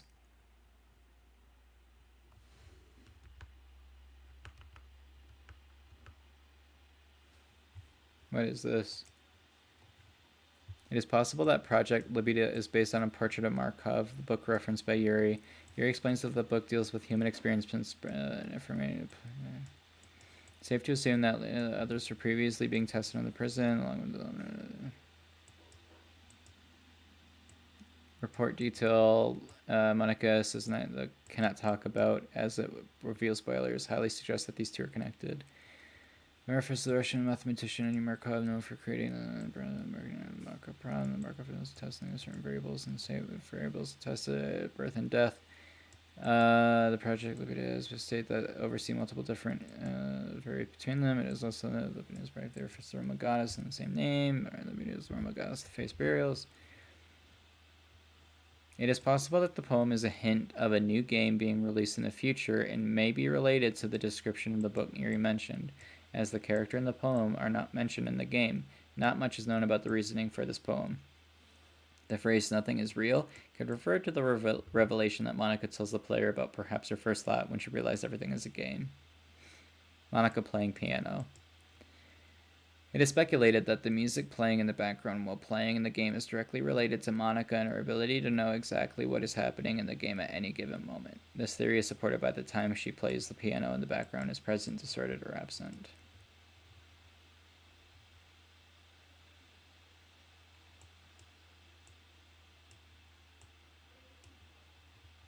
Well.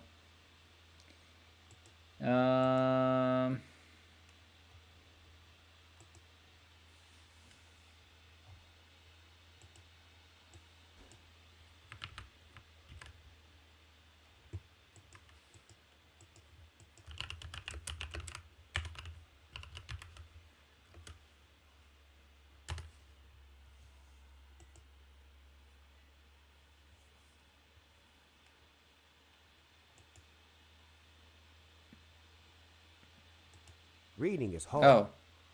Listening is easy. Welcome to Speechify.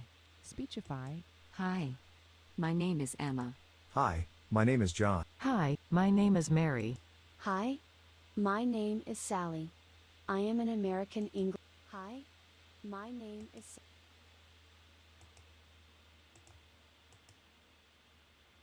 Hi, I'm Cliff.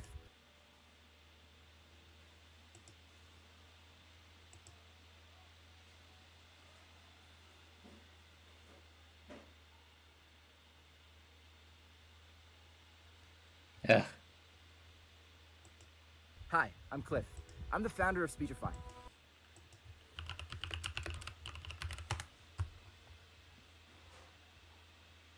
I think it's this one actually.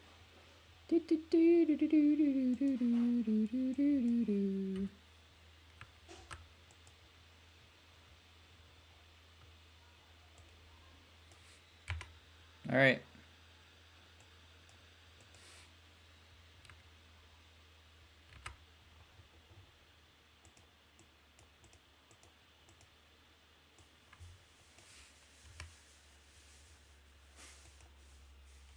If you found this note in a small wooden box.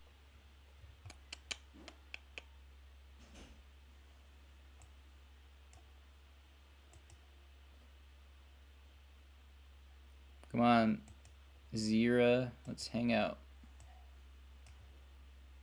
If you found this note in a small wooden box with a heart on it, then asterisk congratulations. You are probably the first person to read this. I didn't really plan on sharing this with anybody, but for some reason I think it's exciting that somebody out there, a complete stranger, will come across this note and read my story. Someone I will never meet, sharing such a personal bond with me. I'm fascinated that either one of us could die, even as soon as tomorrow, with the other being completely clueless to the fact. To you, my entire life is within this note, and so I will live for as long as your memory can carry me. Writing this, I'm wondering if that makes you feel fascinated or violated. It's so exciting. I'm sorry if my story is a bit disorganized, but I'd like to get it down while it's still fresh on my mind. First, I'll tell you a little bit about myself. I'm a first-year college girl and have led, by most standards, a pretty unspectacular life up to this point. I grew up in an upper-middle-class school district with decent teachers.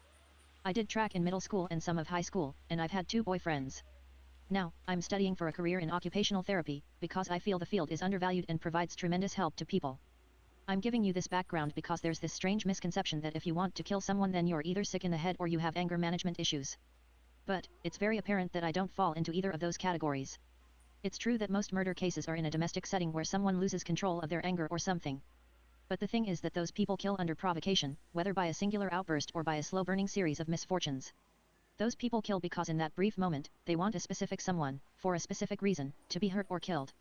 What I'm talking about is wanting to kill someone for no specific reason, maybe just to see what it's like. Do you ever get that? I wouldn't know how others feel, because it's not something I ever talked about. But I've been curious about what it's like to kill someone ever since I was a child. Not killing anyone in particular, just a random person. It's always just fascinated me that if I put my mind to it, I can approach anyone, and in 5 minutes they would be completely gone from this earth. But I've never done so for a couple of reasons. First of all, for most of my life it was logistically impossible for me to do it without getting caught. I only got my driver's license a couple years ago, and even then, the preparations would take too much time, definitely stirring suspicion. It was only once I started college that I realized this was no longer an obstacle. Another reason is that I was afraid of causing harm to too many people. You might laugh reading that, at how hypocritical it sounds. But, let me explain, why should I feel bad about killing someone if they're too dead to care? Who would I be feeling bad for? Contrarily, it's the grief of the living that I'd rather not be responsible for. Because of this, I knew it would take a good deal of research before finding a suitable person to kill, and I've never had the means to do so, again, until I started college. And now, having just experienced it, I'd say it was pretty satisfying in the end. Something I would try again? Probably not, since my curiosity has already been satisfied. It really wouldn't be the same a second time. But anyway, if by any chance you're also curious to kill someone, then you're welcome to take notes. Smiley face. I started a hobby of people watching soon after I entered college. People watching is interesting to me because it's taking one of the infinite extras in your life and turning them into a main character, without them knowing, of course. It's so easy to forget that every single one of the hundreds of strangers you pass every day has a life story as deep and complex as your own. One thing I noticed about people watching, and wanting to kill someone, is that you are in more constant awareness of this. When I find a person to observe, their story slowly becomes more clear to me over time, gaps being filled, it really is amazing. I usually went to grocery stores on weekends and looked around in people's shopping carts. If I saw something that interested me, I decided to observe the person for a little bit. Of course, since my goal was to find someone to kill, I ruled out anyone who had children or a partner with them. Wedding rings were another telltale sign. So maybe once a weekend, I would find someone who fit my criteria, at which point I would follow them home and note their address. From there, it became incredibly easy to investigate a little bit more. Most people have normal work hours, meaning I could spend afternoons going through their mail or looking around in their house. I repeated this with several people, and had one close call, but for varying reasons I didn't really feel satisfied enough with them to kill any of them. I started getting a bit impatient and thought that I might just settle for killing the man named Devon, even though I didn't really want to kill someone wealthy. But then, I came across someone new, someone who just felt perfect. The feeling only strengthened as I investigated her further, and I knew that she would be the one for me to kill. A young-looking woman I met at the grocery store, as per usual. She was doing some light shopping with a basket. Her hair was wavy and dark brown, sitting inelegantly on her slumped shoulders and surrounding her tired-looking face. Her bare fingers told me she might be single, but beyond that, my gut was almost certain of it. This woman just seemed so plain, really. I guess I felt a greater acuity for the personal lives of strangers ever since I started my people watching.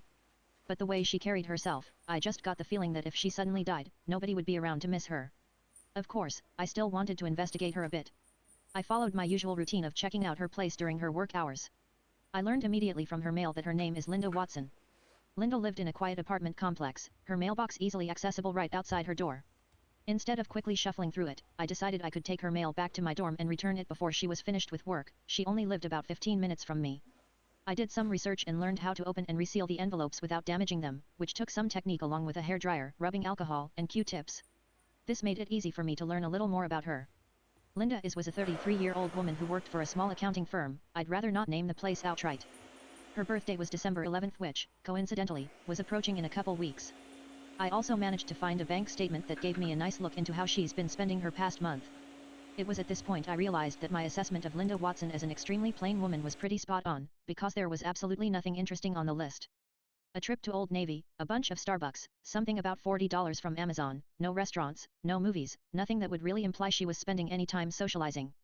That aside, I also found a cooking magazine, so I guessed she was into cooking.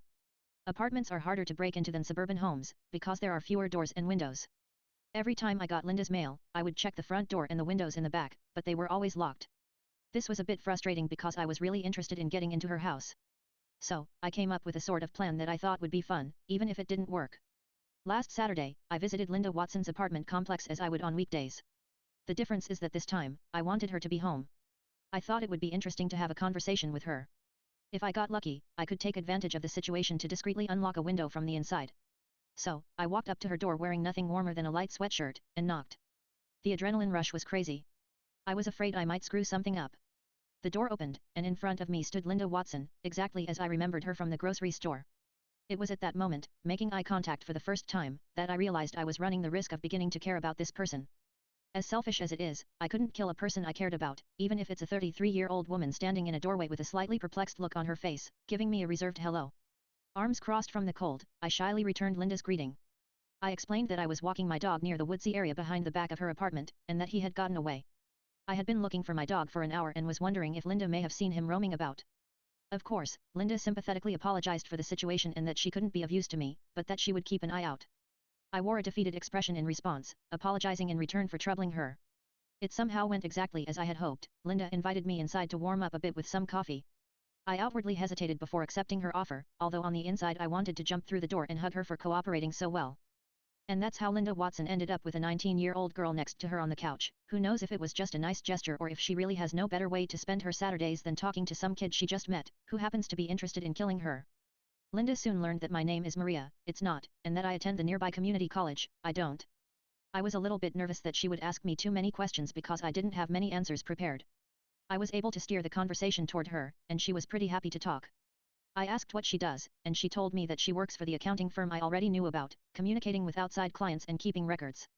I told her I was pretty nervous about growing up. She told me to enjoy college and to make lots of friends because there's less opportunity once you start working. When I asked if she was married or anything, she laughed. Of course I knew she wasn't married, but I wanted to hear more about her love life. She said that she doesn't currently have a boyfriend. I guess she's at least had boyfriends, but who knows how long ago. When I asked her about kids, she said she doesn't want them until she gets a better job. On top of that, she told me that her family has a history of some genetic diseases such as arthritis and depression, which she is afraid to give to her kids. It's funny that she mentioned that because when I asked to use her bathroom, I noticed a tube of prescription pills on the sink. It was labeled duloxetine, which I looked up later and discovered that it is in fact an antidepressant. I had a joking thought that maybe by killing her I'd be doing her a favor, but quickly decided I was a terrible person for coming up with that. The rest of the visit was pretty dull. We talked about food and some other mundane stuff before I eventually made an excuse to leave. I didn't get the chance to unlock a window or anything like that, but I didn't really feel the need to go through her apartment anymore. As early as the drive back to my dorm, I was already thinking about how I would best like to kill Linda Watson. The choice was between effectiveness and fun. I decided to go with fun, because it would be way more satisfying to kind of dissect her as I killed her, rather than just getting it done and calling it a day. Fast forward 1 week to December 13th, today, actually. Linda Watson turned 34 2 days ago. I made a fun little wager with myself where if Linda was spending her birthday weekend alone, I would pay her a visit and kill her. If she was out or had company, I would stop by next week or something instead. So this morning, I drove over to Lowe's and bought an axe. Again, I expect you're laughing, but that's also kind of the point. An axe is so kind of cliché and a movie's thing that I actually thought it would be the most fun. Swinging it at someone and everything, it's a really entertaining image. They actually had a bunch of different axes, so I picked one that had a good weight but was still light enough for me to swing quickly. The drive after getting the axe was when the adrenaline really picked up. All that kept going through my mind on the way over was, wow, I'm really doing this. Not in a bad way, just like a surprised this is real life sort of thing. I also got this strange rush of recollections of the time I spent with Linda. It was like my life was flashing before my eyes, except it was just the rather mundane hour I spent with Linda, like snippets of our conversations, the sound of her laugh, her facial expressions and stuff. I also wondered to myself what the crazy serial killers would be feeling at a time like this, schizophrenic delusions? Sexual buildup? I have no idea, but what I felt was kind of like ridiculously alert and numb in the senses at the same time, however that's possible. Before getting out of the car, I had the sense to stuff the axe into my backpack to look a little less ridiculous walking across the parking lot. The handle was sticking out, but that didn't really matter. At that point my heart was pounding so hard I could feel my throat throbbing. I tried controlling my breath, but it's really hard to not breathe fast when your heart is pounding like that. I reached Linda Watson's door and quietly put my ear to it after setting down my backpack. I heard a voice that wasn't hers. Company? No, it was just the TV, mixed with her occasional tapping footsteps behind the door. I actually kept my ear there for a really freaking long time, because I wanted to make absolutely sure nobody was over. Probably 10 minutes of that and a lot of reassuring myself convinced me. I quietly opened my backpack zipper and held the axe in my hands. My fiercely shaking hands. What the hell was this kind of reaction that my body was making? I told my body to shut up, that it's no big deal, but of course it wouldn't listen. It was actually bizarre how much my hands were shaking. It must be the adrenaline buildup. I rolled my eyes at myself and got my hand to rest on the doorknob. If it's locked, I'll knock, it'll be basically the same. I took a deep breath and forced my muscles into action. I swiftly turned the doorknob. Not locked. In one movement, I opened up the door and slipped inside. Linda Watson, just a few steps away into the kitchen. I see, she was in the middle of cooking. She immediately jumped and turned around, startled. I expected that. Quickly, I let go of the doorknob and adjusted the axe into both hands. In the following split second, I realized that she would probably start to make a lot of noise. Looking back, I'm an idiot for not considering that. Just as Linda's mouth opened to speak, maybe even started speaking, I forcefully swung my axe into the side of her head. But, my axe was facing backwards. I hit her with the blunt end of the blade. I actually did this on purpose, because in that split second I somehow decided that it would be the way to keep her noise to a minimum. It actually worked. I felt barely any resistance in the swing as I collided with her head, knocking it clean aside. Linda's half-formed syllable came out as a kind of weird grunt, a noisy exhalation is probably the best I could describe it. That happened at the same time as her head smacked into the cabinet from the force, and she fell backwards without any ability to keep her balance. I didn't hesitate at all to keep swinging at her while she was half lying down on the ground, this time my axe facing the right way. I didn't really know where to swing, so I kind of just started hacking at her collarbone area and chest. It didn't feel like the axe was going too deep, but there was a nice thunk sort of sound every time the axe embedded into her. I even felt the soft sinking sensation ripple into my hands, like the axe was a kind of physical extension of my sense of touch. On a whim, I swung once at her throat, but most of the swing actually missed and I hit the floor by accident, causing a loud, dull whack to resonate through the apartment. I didn't have time to think about it. I swung again with better aim and got a more centered hit, feeling the bone or cartilage or whatever is in there, so I must have split it open. Right after that, I decided to swing at her face, and I got this diagonal cut along her nose and mouth, which felt pretty good, so I did it once more. I finally briefly stopped to survey the damage. Linda was bleeding ridiculously. The blood was kind of coming out in waves, in sync with her beating heart, probably. It was pooling all around her and riding along the cracks between the tiles. Her light blue shirt was all torn up and stained dark, kind of mixed with a fleshy mess around her chest. It was all just glistening red. Her face wasn't much better, covered in dripping red at this point, and her lip was kind of hanging off, revealing red-stained teeth in a really weird way, like a zombie or something. Linda wasn't dead, though. Her limbs were kind of weakly, aimlessly trying to move while she was stuck on her back. More than anything, she reminded me of a bug that you crush but it still pitifully moves its legs around before it dies completely.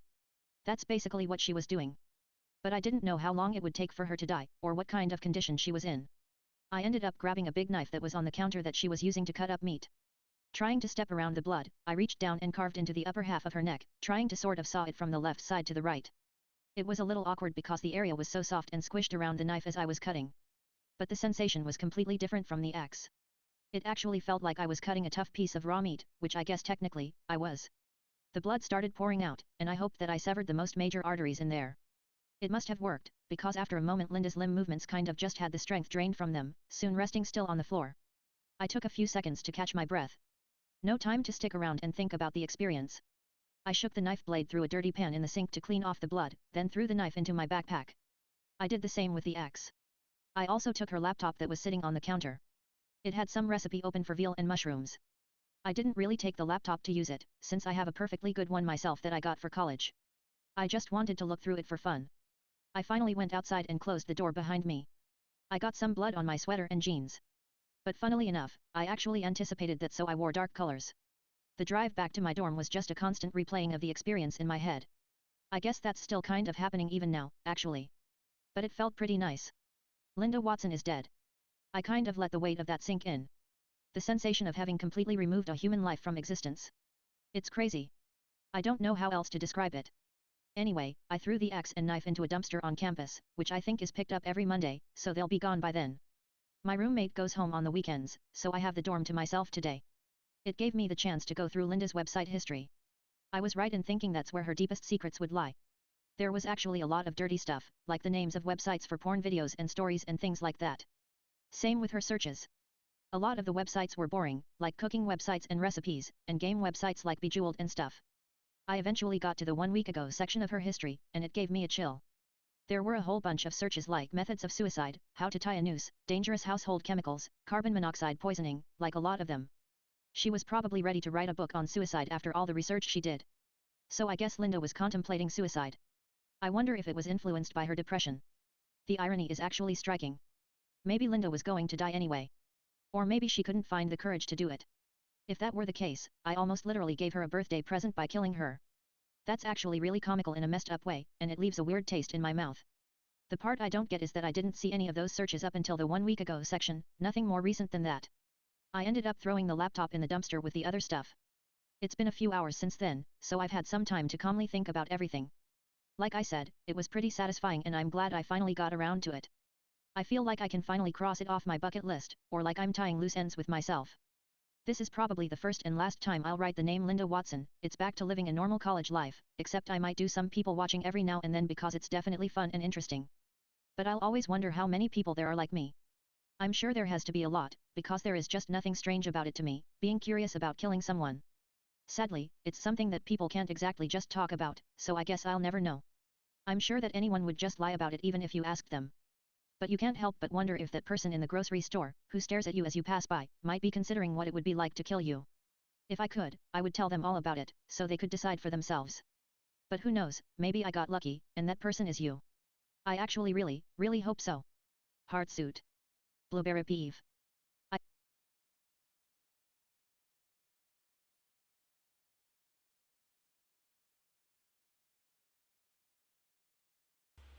Well, that was a story and a half.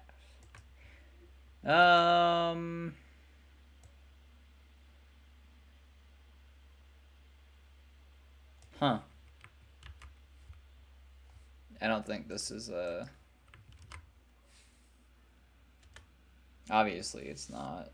It's just...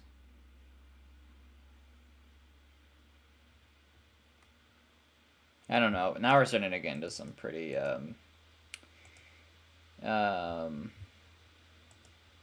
different kind of territory. We're getting away from the game files.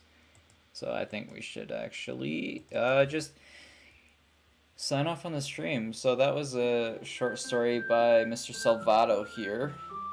I think that's really cool. Or at least genuinely really interesting perspective. It definitely shows the insight to Mr. Salvato, or his creative process, his idea, because it's this horror story that puts you as not necessarily the main character, but it's a story directly written for you, right?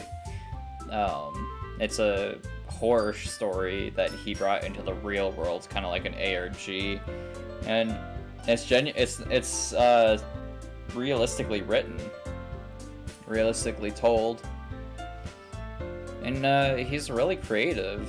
He's writing horror, and he's using his horror scary storytelling abilities, his creativity in creating this unusual kind of horror that isn't generally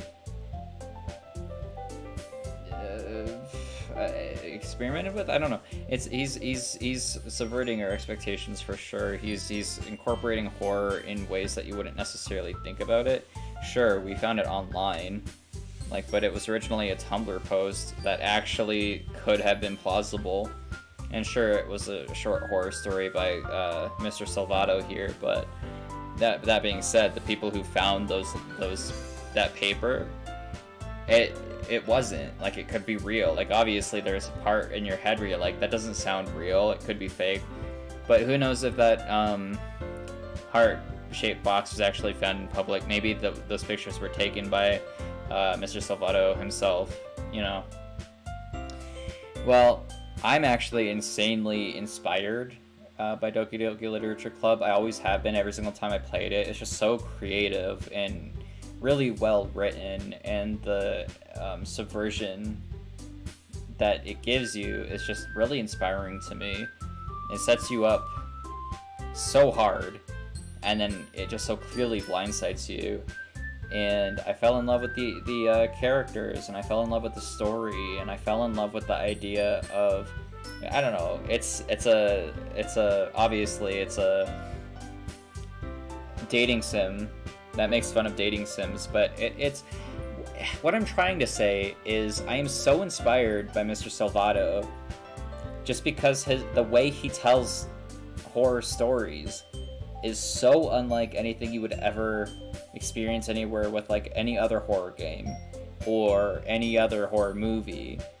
It puts you in the front seat, right? It makes you a character, and that's so much scarier, and that's really inspiring to find new and interesting ways to tell horror stories in different mediums that people just aren't used to. That makes it a million times scarier. The note, written, put in a box, and left for someone. Why would a murderer do that? Why would they write a note, put it in a box, and then hide it in public, right? But I mean, apart from that, just the reality of the situation is that's my favorite part, is in that story that we just read was relatively plausible. It didn't seem too outside the realm of reality. And neither did this game, even though this game was all broken and, all the scare factors were relatively, obviously fictional. But it still puts you, Monica is genuinely a horror character. She apart from that OBS jump scare, she's not